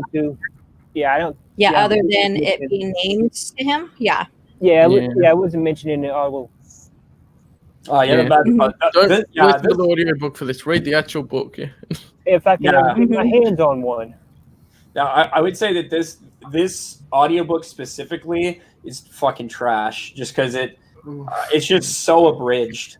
It's so abridged. You're condensing essentially a 12-hour novel down to what is it, like 6 hours or less? It was a 3-hour-long book. Really? Yeah. God damn, do they? All three of the books I read were pretty much 3 hours long. That's. Can we create something? Can we abolish fucking abridged audiobooks? Because there's no sense to have abridged audiobooks. You're fucking cutting out the story. Yeah, because I've been trying to look all over places to see if I can find the unabridged version. The only place you can find that is on an old audio cassette version of it. Yeah. So unless you have an audio cassette player or an older car like I do that has a cassette drive in it, you're fucked. Yeah. And you can get digital versions of the cassette versions in some places, I think. No, you can't. But not legally. I can't find it. Go ahead. The reason why they did abridged books like that is because they were fitting books on CDs back then. Yes, but the Audible versions of it should not be like that. And even when fitting it on CDs, you had enough space on there that you could create an unabridged one, and it would cost you essentially nothing. Because CDs, newsflash, CDs for the longest time, especially of the Del Rey era of books, like since the mid 2000s, CDs are very inexpensive. But they can only contain 45 to 60 minutes. Correct. On it. So you get like a pile of CDs in a big box for one book, and they didn't record the readings unabridged back then because of that. Just to save space and volume, I guess. Yeah. But as soon as MP3s became a thing, that's when they started doing unabridged books. Correct, but there's no reason that we should sell for abridged versions of these books nowadays. Well, they need to have someone reread the book and record it to fix that. And to be fair, I don't think Jedi Search sells enough copies to warrant that. It doesn't matter. It really doesn't matter because it's already gotten. It's not put. Here's the thing: if not put up the old unabridged version for sale on Audible or wherever, do that. But they never had an unabridged one for audio. Yes, they did. The old did? audio cassette. Yes. Did they ever convert the cassettes? So all you can find on Audible is the abridged version. That's all you can find. But they did do an unabridged on cassette tapes. I did not know that. Yep. And it makes me mad that we have to settle for these abridged versions of these things. Or just read the actual book. You can. Yeah. You can, but it's COVID, guys. People are lazy. Yeah, people are lazy. Because we don't have any spare time. Digitally on your phone or whatever. People are lazy, but here's the thing: people also multitask, and especially if you're writing something or you do something like I do on my channel, is do spreadsheets and live stream. That's something good to listen to in the background while you do this kind of stuff. Okay. Here we go. Miss Martin is giving you an assignment, Evan. You go ahead and you make an audible. Honestly, I actually have thought about doing an audio, like my own fan version. I've thought about doing my own fan version of Skywalkers, since that one is kind of rare. Yeah, until I receive a cease and desist from Lucasfilm. I'm thinking about just reading a book. I'm thinking about just reading a book on this channel for watch time. So we'll see.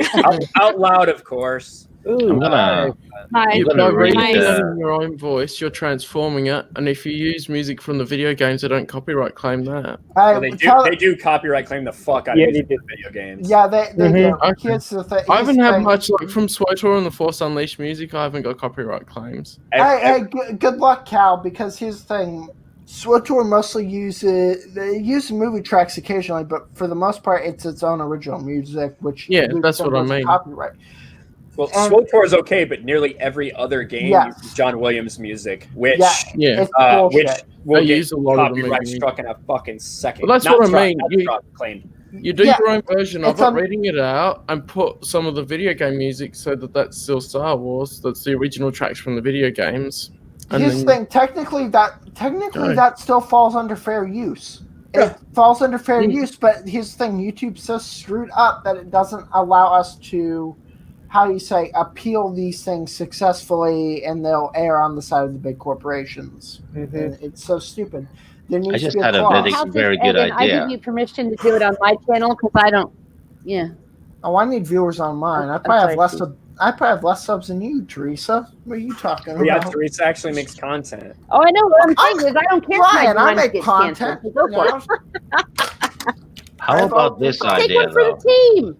I read 50 Shades of Grey. Oh. I added the KOTOR music to it and replaced the names with Star Wars names. Dude, do it. I watched that. That would be fun. I don't think totally you'll watch get through that. it. I don't think you'll get through it the whole thing, but I'd like to see it. Everyone subscribe to That'd be much better than doing it with Jedi Search. Yeah, probably.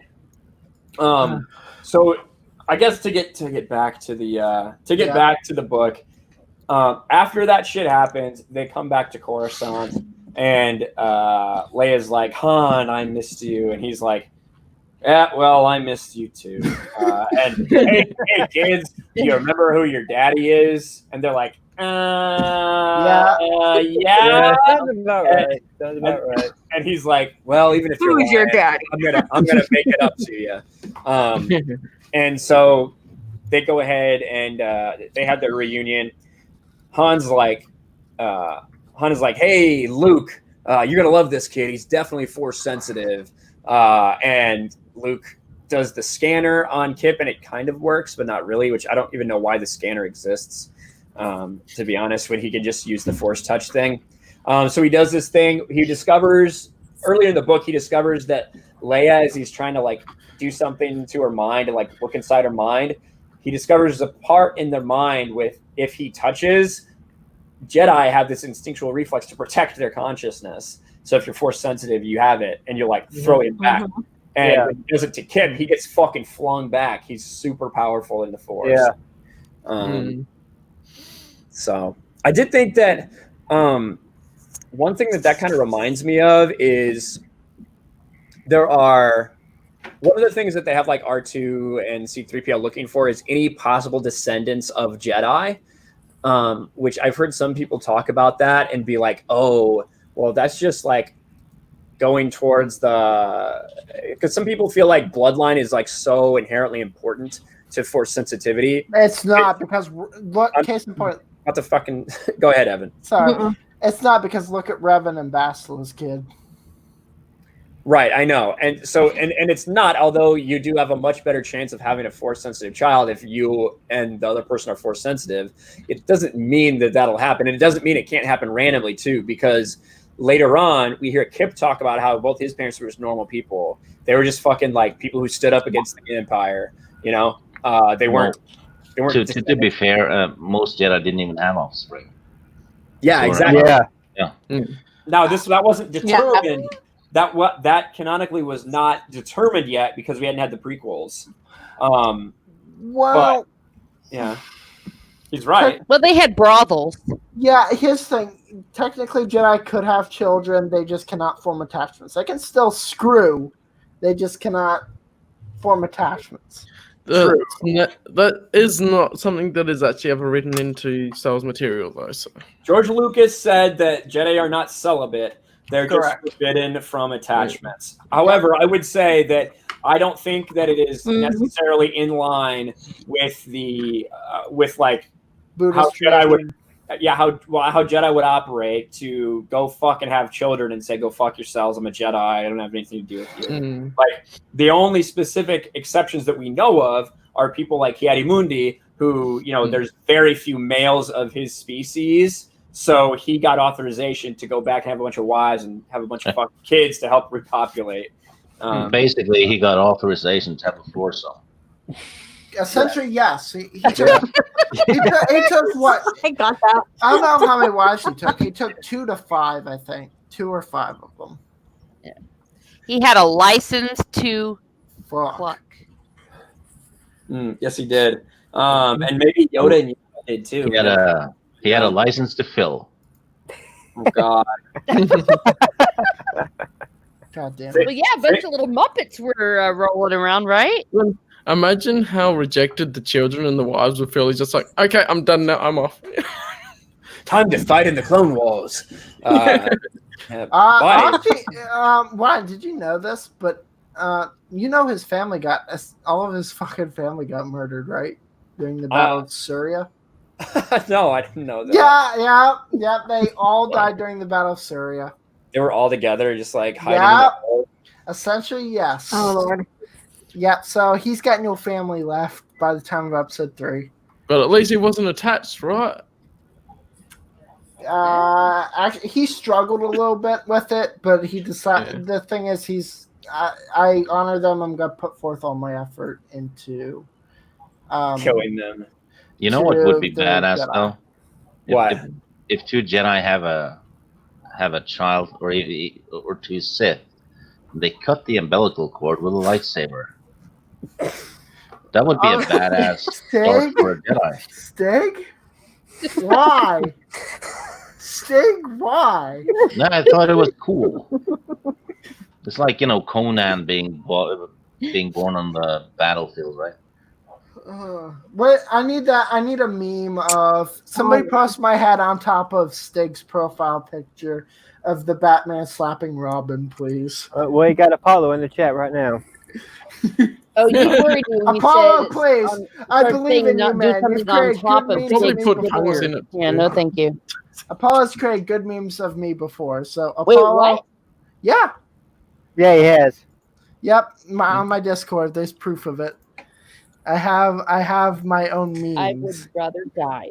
Actually, no. That one was Pell. That one was Pell. I've actually never been I think memed Apollo's done it. because they know better. That's true. Well, and Stieg has shown he has his real face on some of the streams that he does, so he could have been memed. Don't ask Apollo; he'll do it. Apollo, No. do it. I don't have the ability to do that. I make weird stuff. That's Apollo, true. Well, there you Apollo, go. come You on, look man. weird. Do me a solid here. And All he asked you to, so he wants the weird stuff. That's because Evan is weird. Who wants the weird? Wait. Listen. Okay, fine, Evan. Hey, you're on your own, kid. I'm trying to be nice. I will Protect admit ya. I am weird. Yeah, But we're I all am weird. I'm friendly. I'll never admit that I'm weird. Why? Join the weird club, man. But if we're in the weird club, wouldn't that make everyone in the weird club normal to each other? Yes. So There's then no you're normal. If everyone is weird, no one's take- weird. Here's the thing. I take the stance no one is normal in the world because everyone's unique. No one can technically be normal. I think everyone feels weird in some ways. So Yeah, everyone's different. So Well, everyone's different. Anyway. But there's also let's get it straight. Yes, everyone is different. There's no one that's the fucking same. However, there is what is considered normal by most people. There's a bandwidth, there's a right? standard. You go above and beyond these things, you're fucking weird. So yeah, Yes, like a Raylo. yes, exactly. That's on the complete extreme end. Are those fucking people? What's up, Spartan Flashlight? I do want to say thank you to all the people we've had. We've had a really good turnout over here on this channel, so I'm really happy with that. But I guess that's kind of all. It's kind of the book. What What did we? the next part's in the next book. Yeah, I got a question. What do people think of Ganterus? Because to me, he's just kind of an asshole. Oh, he was a dick. I don't think he's. So he is an asshole initially, but so like I said, it's very clear that Ganterus is a dark character and Luke's kind of being retarded. But at the same time, oh yes, the epilogue. That's a good point, Open Airlock. So that's true. The epilogue is basically. Yeah, we forgot to talk about this. Mon Mothma comes up with the idea of the Jedi Temple being on Yavin 4. Oh yeah, that's right. Yep. And I completely forgot that. And that's this fucking book shouldn't be named Jedi Search. And they only decide where the Jedi Academy is going to be literally in the last 2 pages of a fucking 350-page book. He goes and finds Jedi before he even knows where he's gonna put them. Yeah, he's like, I gotta find somewhere to put you guys. I can't just drag you around in this ship. Meanwhile, Stream just crying in the fetal position at night in the Coruscant, going, The voices. Stop! For the love of God, Luke, make them stop! Oh my gosh. I stand with Albunas. Yeah. What? Better be making my money, ho. No. Abunas, just make sure you don't get freaking tear gassed, bud. That's all I gotta say. I don't give a shit. Hey, Daala slept around too. Let's be real. Daala fucked Tarkin. Daala was fucking another random admiral or some intelligence dude. The Bothan, right? In Fate of the Jedi. Yes. So. Oh, she's a Bothan? Yeah, she's a furry too? She's a furry. She shagged someone. She shagged someone who looks like a goat. Can we have a shirt made Daala is a furry, please? I don't know how many of those she's ginger. Here's the thing, she's ginger and she shags goats. She's Scottish. I wouldn't call them goats. I'd call them capybara. They're more closely similar to capybaras, in my opinion. Just like look at the head shape. They actually have faces like camels, don't they? It's camels. Look at a capybara and you tell me like they do not look like that. Their head Is that shape. one of those like rats that live in the rainforest? Yeah. Yeah, Gavin was a furry. Yeah. I was just gonna say Gavin Darklighter was fucking a. I see Sailor. All right, hold on. A Bothan too, right? Yeah, I see Sailor. She Those was part of Bothans go Rogue around. Squadron. Wow. I mean, the face is a little more angular for Bothans, to be sure. Here, let's check here. Here we go. there is a similarity. You can't. I mean, they're fucking brown and they both have rat faces. I mean, Oh, gross. Whoa. Yeah. I know there's one of like Borsk. I know there's. Gee. Yeah, I think there's one of Borsk where it's more closely to a capybara. I could be wrong, but the face is just really round and the nose is big, whereas this is kind of like more pointed and elongated. right. A bit more anthropomorphized. Like a dog. Right. Yeah, it reminds me of a dog. Mm-hmm. Dude, Chewie's the either dog. way, Down with shagging dog. that is just gross. Oh God! Hey, Ryan, you need to look up Bothan Star Wars Rebellion. Look that up. I want you to see this. Holy crap! Oh no, Apollo Patriot went there. There you go, right there. This one, first one. Yeah. Goddamn. That's from the game Star Wars. What is it called? Rebellion, where we didn't know what Bothans actually looked like, so they just stuck human faces on it and just like they looked like and put like a lion's mane and pointed ears. This is the one They you're look talking like about? lion people. Yeah, that's the one that looks more like a capybara. Oh, It's got more of a forehead, but definitely it's more there. That's true. That's the one I was talking about. Capybaras are kind of cute. They are, to be honest. They're weird, kind of cute, Steph. All right.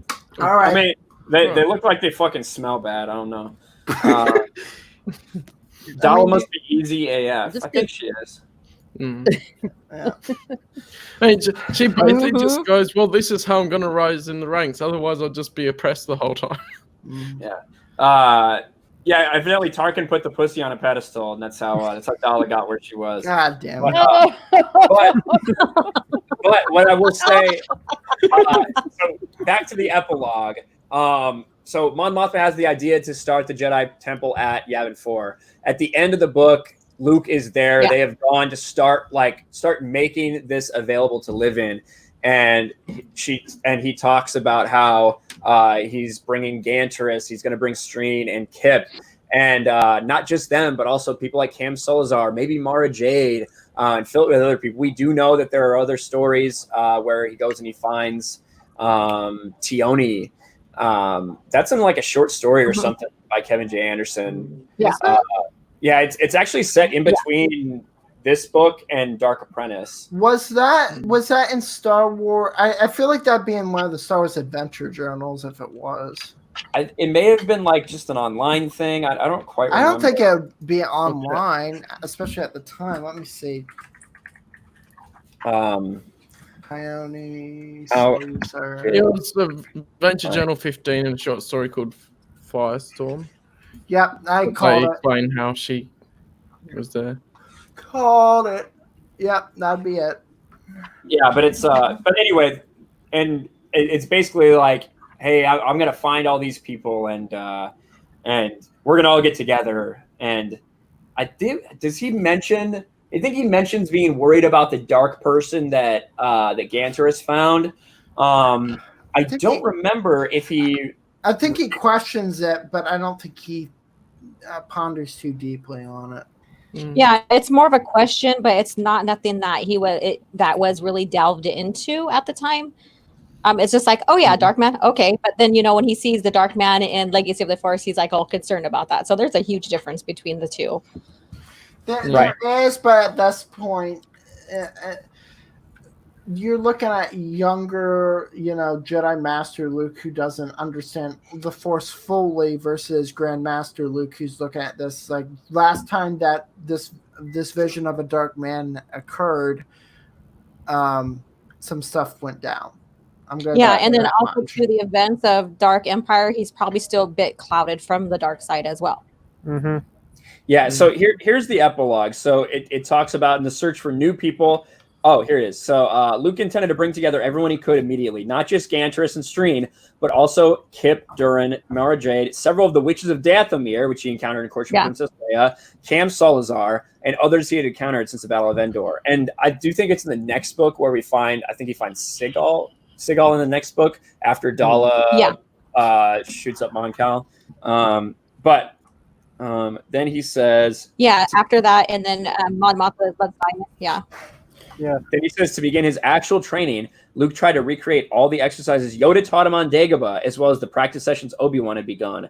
Luke also had the ancient Jedi holocron, the visual historical database Luke had taken from the resurrected Emperor's stronghold. So he does have access to that holocron. It's the one with Boda Boss, I believe.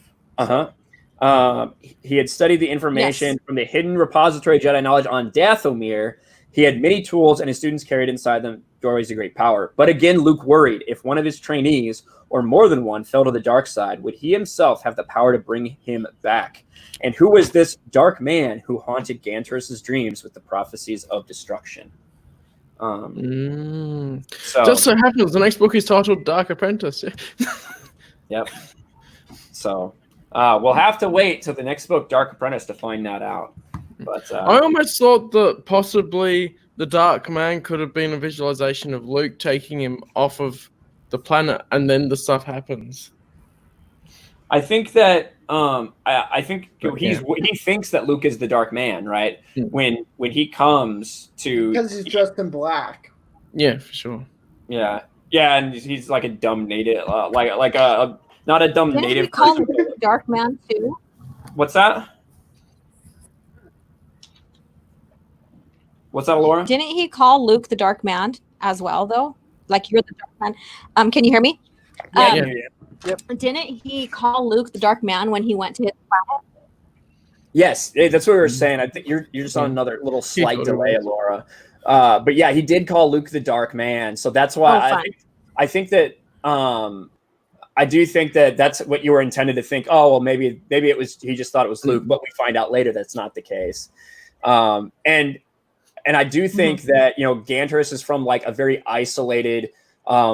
Basically, people don't have access to technology, like just a very small, isolated tribe of people. So like the Amish. It could be Amish. Yeah, they don't have access to electricity.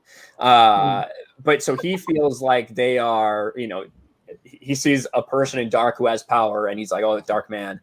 But I guess one thing we didn't address either is the fact that Leia does relocate his people to Dantooine, which they kind of tie in how she's like, I'm so happy that Wait, were they relocated yet, or they just found a place? I think they agreed to relocate them. And I don't think they did yet. They actually relocated, but yeah. They're saying they're about to send Wedge and them on it. I guess that's true. I think she shows Ganterus like pictures or something of it, and it's like, hey, this is where we want to send your people, and he's like, yay. This is a paradise. Which I will say that it's like, I feel like there are a lot of times where people need to get relocated. This time it's only 50 people, so it's probably not that big of a deal. But like, it feels like it took a while to get the Alderaanian people, a place, and the Ithorians never find a place, and shit like that. But these is only 50 people. That's true though, because there's a lot of relocating people in the EU books. Even the Vongs get their own planet, right? Mm-hmm. Yeah. Well, later on, a lot of it makes sense because the Yuzong Vong are terraforming and destroying worlds. You know what I mean? So, and there's a lot of displaced peoples. Whereas, really, the only times we see it otherwise are probably with the Alderaanians, and with the Nogri who go to Wayland. Those are, I guess, the only specific examples I can think of until we get to New Jedi Order, where then it's like, oh, these people need a place, these people need a place, these people need a place. And it's always like the Ithorians who are like, oh, I guess we'll settle for another place, Leia, if you think that's best.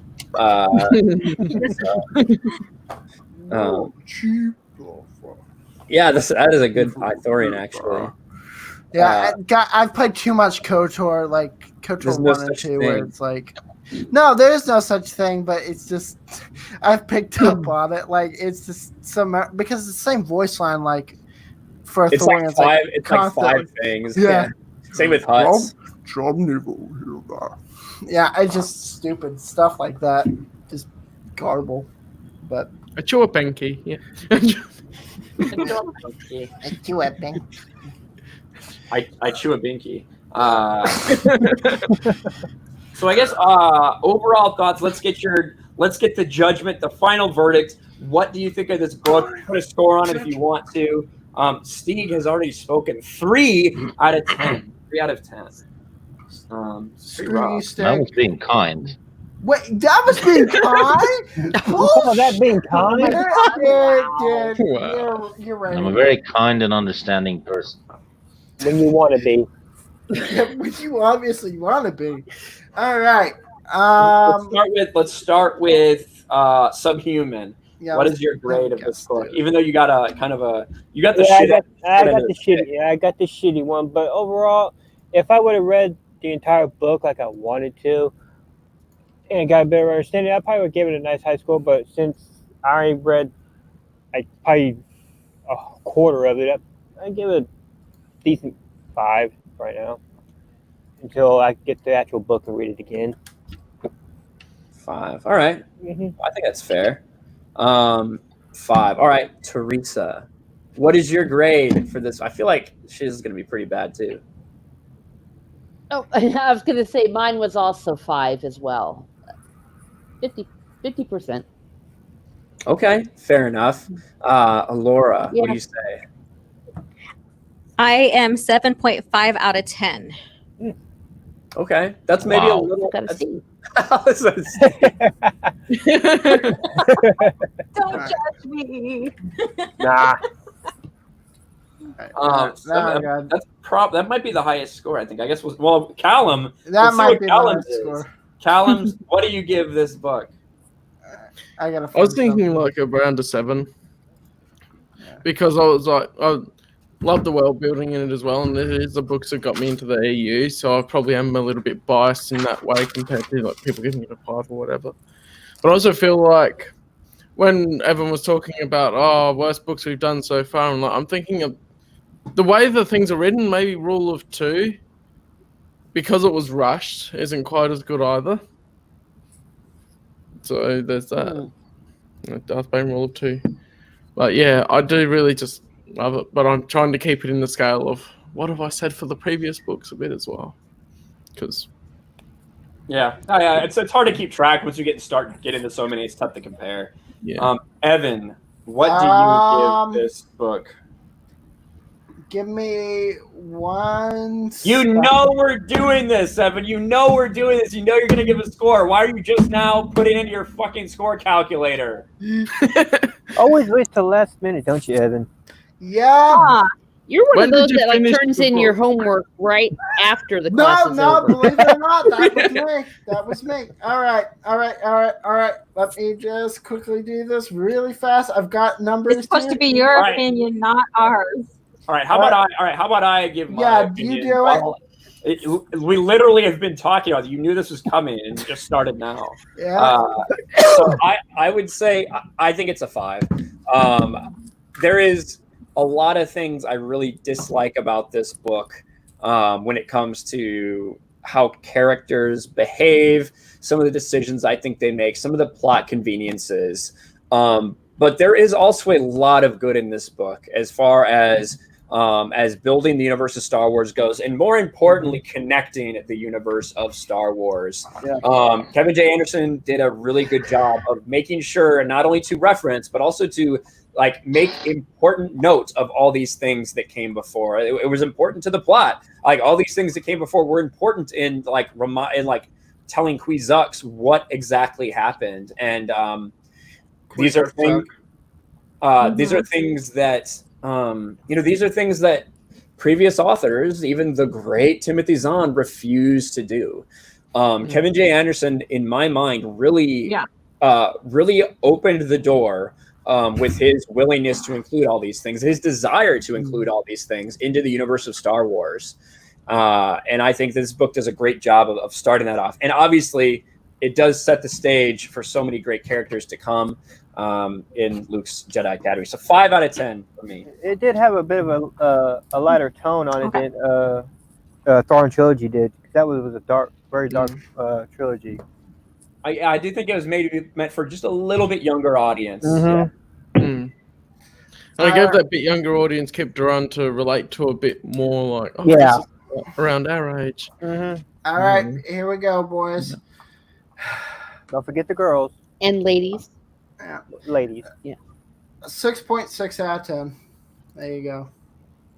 All right, break it down for us. How do you get to 6.6? Okay, so the plot, it was up there. Just the plot in general, it was up there. I don't think it was the best plot ever, but definitely it's a plot that needed to be told. A story that needed to be told. The pacing was a bit slow, but it was average, I'd say, like considering what I've read so far. So pacing, it's just about average. It was fine in some areas. It kept my attention, kept me hooked, everything like that. So that was fine. It slowed down in a few places, but overall it's good.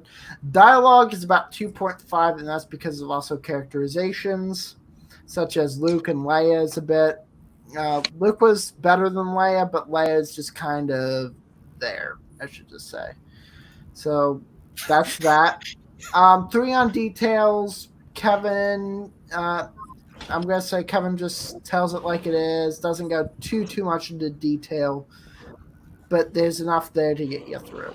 So it's about standard. So that's fine. Yeah, And that's then why I came on the stream. That's why I came on the stream, because I knew I read that crappy Audible, but at least I got a little bit more information about the book. Right. And then continuity is a 4. It's you kind of take it down a bit once, other stuff kind of retcons it and overwrites it and as it gets older. But it still references quite a few things and ties it all together with Star Wars and does a good job of doing it. So it's not perfect 5 out of 5 with that one, but it's up there. So that's how I got 6.6 for this book, and it's not bad. And there's open airlock. It says the guy criticizing decimals earlier. Yeah, for that. Shut the fuck up. Right. You had that one coming to you. Yeah. Okay. Well, that's different. That's different. No, it isn't. Yeah. No, it's not. Yes, it fucking is. Well, I will say it is a little bit because Evan is talking about getting very specific, whereas his criticism was that 0.5 is not specific enough. Right, exactly. But at the end of the day, no, Evan loses. So yeah. How many decimal points are you going to go to in your I'll ranking? just take that massive L right in my butt. How about that? By the way, if anyone wants to watch me rage, go check out my freaking Twitch channel. Me playing Halo in the last week. Oh my god! No, literally my rage was Ryan. No, I did not. No, I've broken a keyboard and a controller before just from raging along. But I'm gonna say this right now. My rage was about Ryan levels of rage. I'll just say that right now. So if anyone's interested in, how Ryan rages, then go check out that. But no, it is. I guess decimal. I guess I lose. All right. So 6.6. There you go. Yeah, I'm not rounding up. It doesn't deserve a full 7. You crazy? Well, mathematically, you have to round it up. The rule is. So who gave the highest score? Laura. Laura did 7.5. I did. Oh my god! Yeah, but she didn't complain about decimals. Okay, 7.5, and Stig gave it a 3. That's a pretty wide. I think this. That's pretty.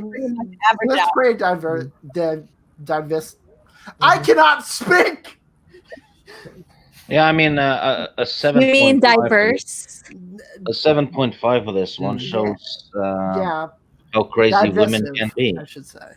Well, I think that this actually has always been a.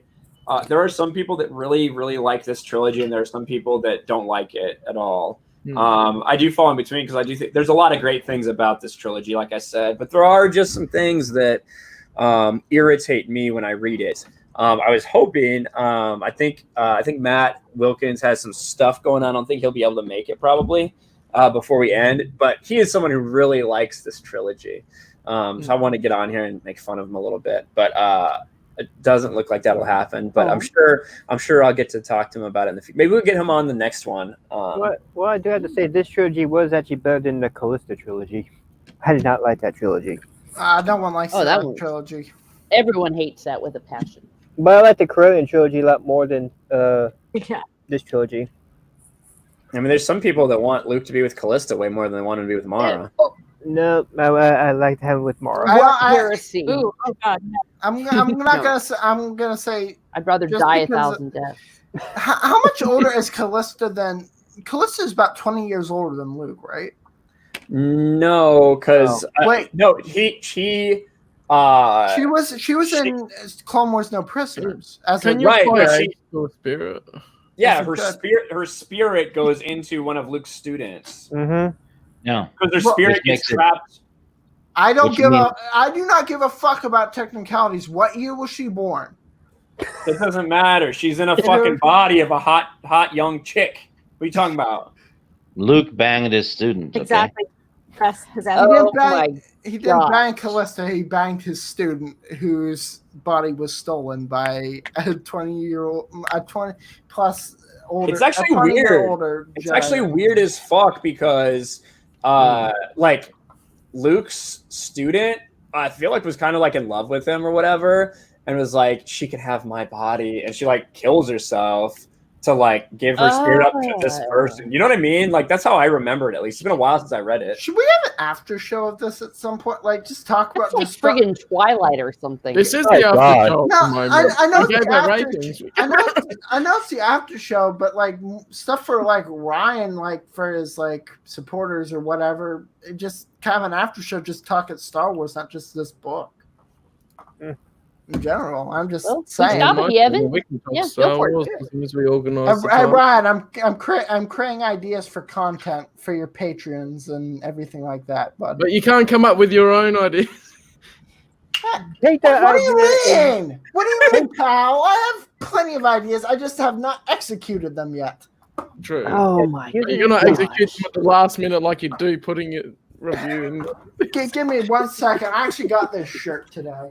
And it's Remind me it's never to Star like, Wars. if never let this man become a pilot because he would wait to the last minute to like do everything. Here's my new shirt. Procrastinate. Procrastinators. Nice. Yeah. Yeah. If Evan was a pilot, it'd be like you'd be fucking coming in for the landing. He's going down. And he's like, oh fuck, the landing gear. No, that would definitely be me. Everyone's screaming in the back of the airplane. Just pulls it. You know, Evan would make a great James Bond and stuff because Bond always disarms the bomb at the last second. Oh god. Oh god. Yes. There's And comes in to save the woman at the last minute. Admittedly, I've only seen like 2 of the Daniel Craig films and Live and Let Die. Admittedly, that's all of James Bond I've seen. I've seen them all. dude, we need to correct that. I'm like only watching the same Yeah. trilogy. I honestly, I like Daniel Craig as Bond personally, but You've also never seen any of the Bonds, so your opinion is not valid. Yeah, I was gonna say, Right, maybe I watch need to Sean watch. Connery. I need to watch. All of the rest. You Yes. got Roger Moore, you got Pierce Brosnan, you got Timothy Dalton. Yeah. Wait, hold Yeah, on. Sean Wait. Connery. Question. George Does Michael Myers count in Austin Powers? Does that No. count? No, No. That's awesome. I was power. hoping. Gosh darn! I was hoping for more laughs than what I just got. But okay, cool. Oh, sorry. Oh, We can't laugh when you haven't seen him. yeah. I think that I've watched every Bond movie. I really like James Bond. I actually am a fan of the Daniel Craig movies. All right, Alora needs to take off because she's getting ready for a party. Alora, thanks for being here. You have anything to plug or anything before you go? Yeah, thank you so much for including me on this EU book club. I enjoy, of course, you guys know my passion for the original lore, original EU, and thank you, Ryan, for hosting this. And for the gentleman and the lady that's joining, you guys have a great night and happy 4th of July. You could find me on my channel, OG Star Wars, and also on Twitter with the same plug, OG Star Wars. And I do Thursday morning coffee chats where we talk about the original lore. I do lore videos and maybe sometimes expand on, news that's going on today about Star Wars. So thank you so much. And Ryan, thank you again. You guys have a great 4th. All right, you two. See ya. Laura. And I'm Happy gonna. 4th of Have a July. splendid day. Yeah, it's good to meet you, Laura. Yeah, good to see you again. blow things up. Have a good party. Yeah. And I'm gonna put She had to Alora. blast off. Yeah, I'm gonna put Alora's link in chat real quick right here. So make sure you guys go give a sub to her channel. But back to James Bond. I was just saying that I've watched them all. I actually enjoy the Daniel Craig movies. I like that. I like this somewhat more like realistic take, like, as much as I loved Pierce Brosnan, There's a cheesiness to him. there's a cheesiness, but that's also kind of Bond. But when it's like he's like karate chopping people and shit like that, I love that the Daniel Craig Bond gets back to just kicking the shit out of each other. He takes a fucking beating, which I really enjoy. A lot of aspects of the combat and of the stories. So I like them. There's one fucking shit movie, and that is Quantum of Solace. That is an awful movie. Yeah, I didn't like that one either. Quantum of Solace. I've not watched that Casino one. Royale is like a god tier movie. Yeah. What about Casino Royale is awesome. Skyfall is really, really good. I love Skyfall. That was my Spectre's first. okay. That was my first Bond movie, I think. Oh my god. Yeah. Skyfall's like a culmination of like fucking. No, I've 20 heard. Bond movies. I've heard. It's First Bond movie I saw was Dr. No, and then Octopussy after that. Yes, RC, thank you. The Craig Bond is true to the original novels. Yes, he is. Yes, That's Yeah. what I've heard. That's what I've heard. Except he doesn't look like as he's depicted in those novels, but he's the closest. I've heard that. His Actually, behavior. Actually, Timothy Dalton is the closest. Yeah, 'Cause he based his whole performance on the novels. Yeah, because he did License to Kill, The Living Daylights, and one more. No, he only did 2 because it Oh, was he did two? Okay. a dispute over the franchise for over 6 years. So, oh, yeah, that's right. Yeah, he did do 2. Yeah, he was going to do a lot more. Mm-hmm. But the franchise was in limbo for 6 years. Mm-hmm. Yeah, it was before Post Brosnan took over. Yeah. Yeah, I like the Timothy Dalton movies. His was his License to Kill and Living Daylights. Living Daylights. Yeah, Yeah, those are Living good. Daylights is more of a short story in the novels and all that. And I think License to Kill was also. But back to Star Wars, I guess. Yeah. So the next book we will be doing is Dark Apprentice, which is the next book in this series. Here it is. I think this is it. Do they have it on Amazon right now or no? I'm sure they do. All right. I have it. I'm just asking for the people who do not have it. Easier to find on eBay. And Yes, I it is. recommend also looking for the actual ebook if you can't get things posted to you, because you'll be able to read it then Right. digitally without it being abridged by an audiobook or something. Yeah. Yeah, Don't hate me for it, Callum. terrible these days. Just don't What's hate that, Steve? And they are on Amazon, but it has a stupid Legends banner on it. Hey, Oh, I appreciate the Legends banner. I don't mind it, and I'd rather have this than some yellow faded books. is this faded My to book you? is My Wow. book faded. black. Still looks like it's in Is mint this condition. faded to you? I mean, the lighting's funny, but It's not yellow, yeah. I have a- Faded. I cannot stand yellow pages of books, or the spines just crease to hell and back. I cannot stand. They're it. not written in the 1850s for the love You of... do not, Teresa. You do not know how many half-price books and other places I go to where the spines are completely destroyed on those books. I know, but that's I not yellow, appreciate though. Yeah, and people also that you read yellow. them. So what So, about your Well, then- book with the label on them after you've read them a few times and they've got creases on the spines?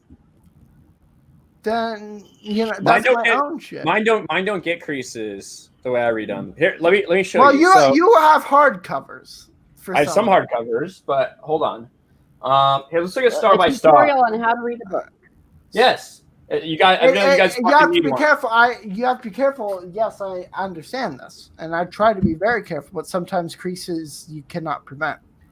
Sometimes, yeah, but I mean, let's take. Well, first of all, use a bookmark. Don't put it open and face down on a table or something. Right? No, those people are assholes. All right, Yeah. Yeah, they Let me- are assholes. let me show you a couple examples here. So, this book was not originally my book. This book was given to me by my uncle, who bought it like when they originally came out. Basically, I think this is one of the first paperback printings, at least, of Heir to the Empire. As you can see, the edges are a little rough, and look at the spine. My God, Yeah. look what my grab uncle mine. did to these. Hold on, grab let me mine. show you a book that I have read. All right. This is Agents of Chaos, the New Jedi Order. For the most part, the edges are okay. Look at that spine, though. Still Look looks at that brand new. spine. Not a Ooh, fucking pretty. crease to be seen. Perfect. Because when you read a book, there is no reason to open it more than 90 degrees. All right? You open it like so, right? I read this side like this. And then when I need to read the other side, I go like this. How's I turn How do you read a book? Yeah. by the way, question? How is your star by star? Or do you have My star by star has one crease. right down because- the center? Because Right of down the how center thick because it it's is. so big. Yeah. Yes. I hate how big that freaking book is. That Well, I was a love good it. book. But It should have been split into two. No Yeah. offense. It's case in point, New Jedi Order is already way too long. It wouldn't have hurt just to put one more book in there. I'll look at Steph even putting the Amazon link to Dark I Apprentice know. in the chat. Jeez, Nice. she is on it. ABEbooks.com is also a good site for finding books on the cheap because you Yeah. can get ones that Ryan, I you don't don't, have to pay for shipping, but it's in the US and it's like a few bucks. or Ryan, I don't know $1 or if you $2. can see mine, but here's my Dark Force Rising, and it's also because of this cover. Like some of it's because of how the cover is designed. Like this. Yeah, matte this is finish. fucked up. Yeah, it's real fucked up. Yeah. Okay. So case in point. No wonder it's that- Legends. Shut the fuck up. Of course, you can abuse it because it's got the banner on it. Well, Why is that That's okay. creases? If there's a I had bonus. this since We understand that. 2017, but anyway, the matte covers are easier to get those creases on, unlike these ones. And this is the or book of- glossy covers.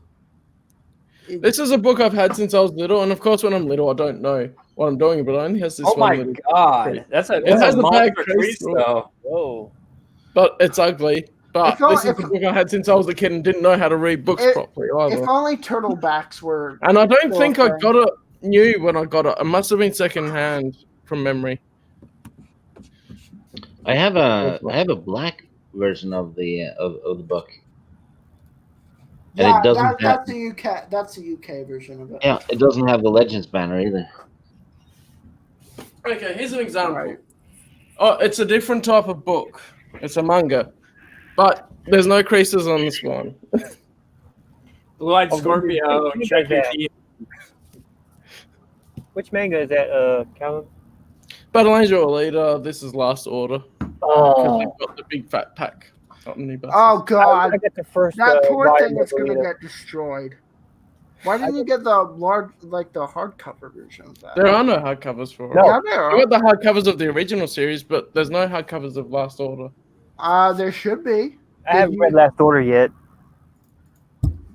I'm about to look this up.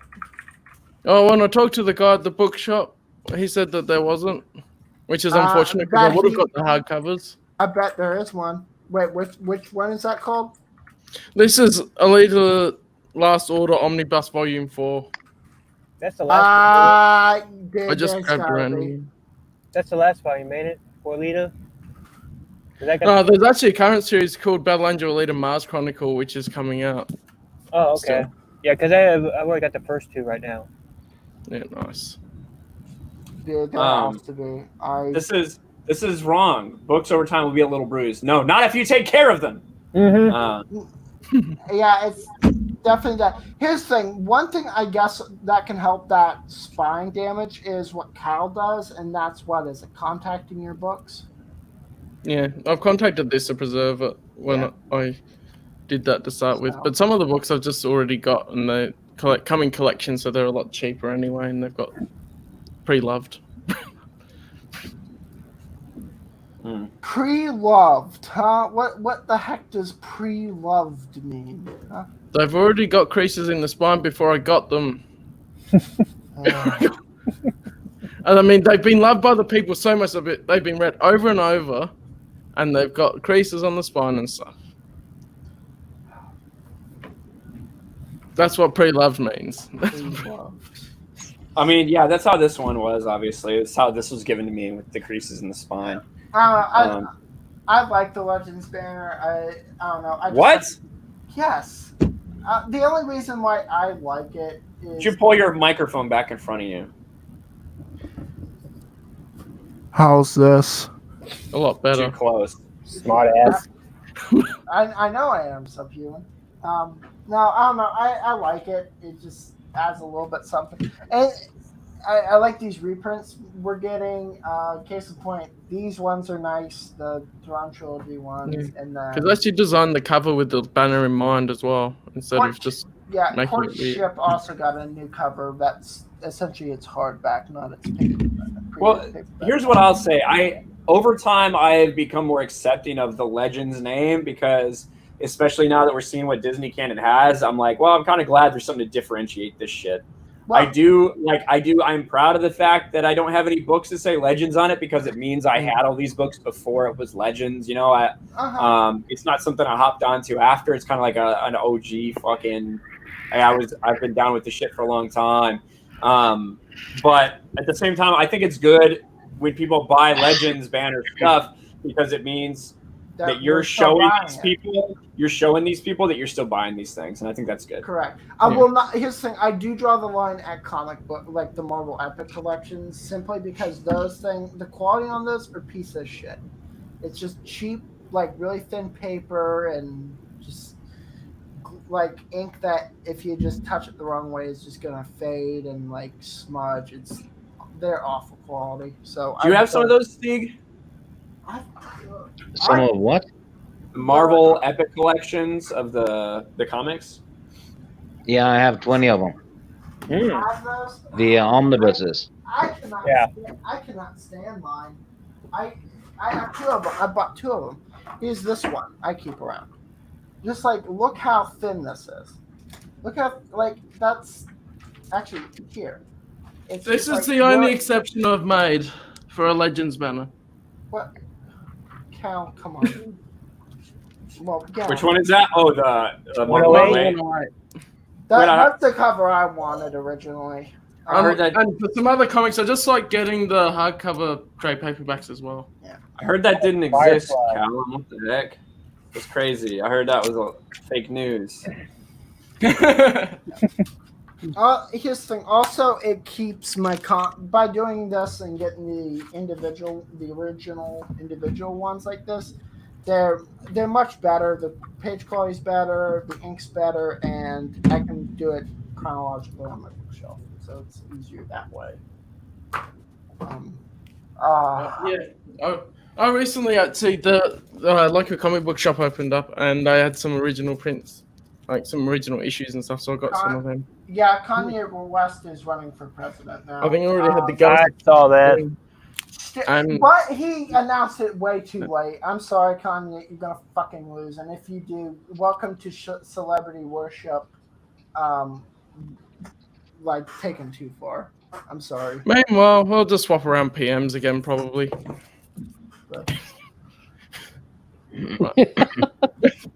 Nice. Well, I guess that's probably about it. I think that'll do it, guys. Yeah. We had a good discussion, though. Dark Apprentice is next. It'll probably be, honestly, it'll probably be 4 weeks from now. I don't know whose channel it's on, if it's going to be Callum's or Evan's or whose, but we'll let people know.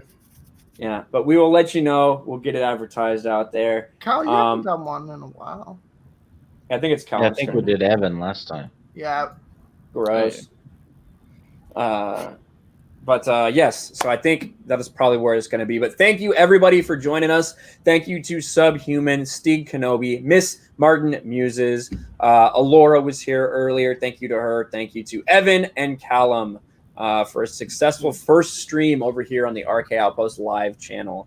And thank you to Steph for modding, too. Thank you to Steph. Thank you, chat, for hanging out and having an awesome discussion with us as well. But until next time, we will talk to you guys later. Peace. Yeah, peace.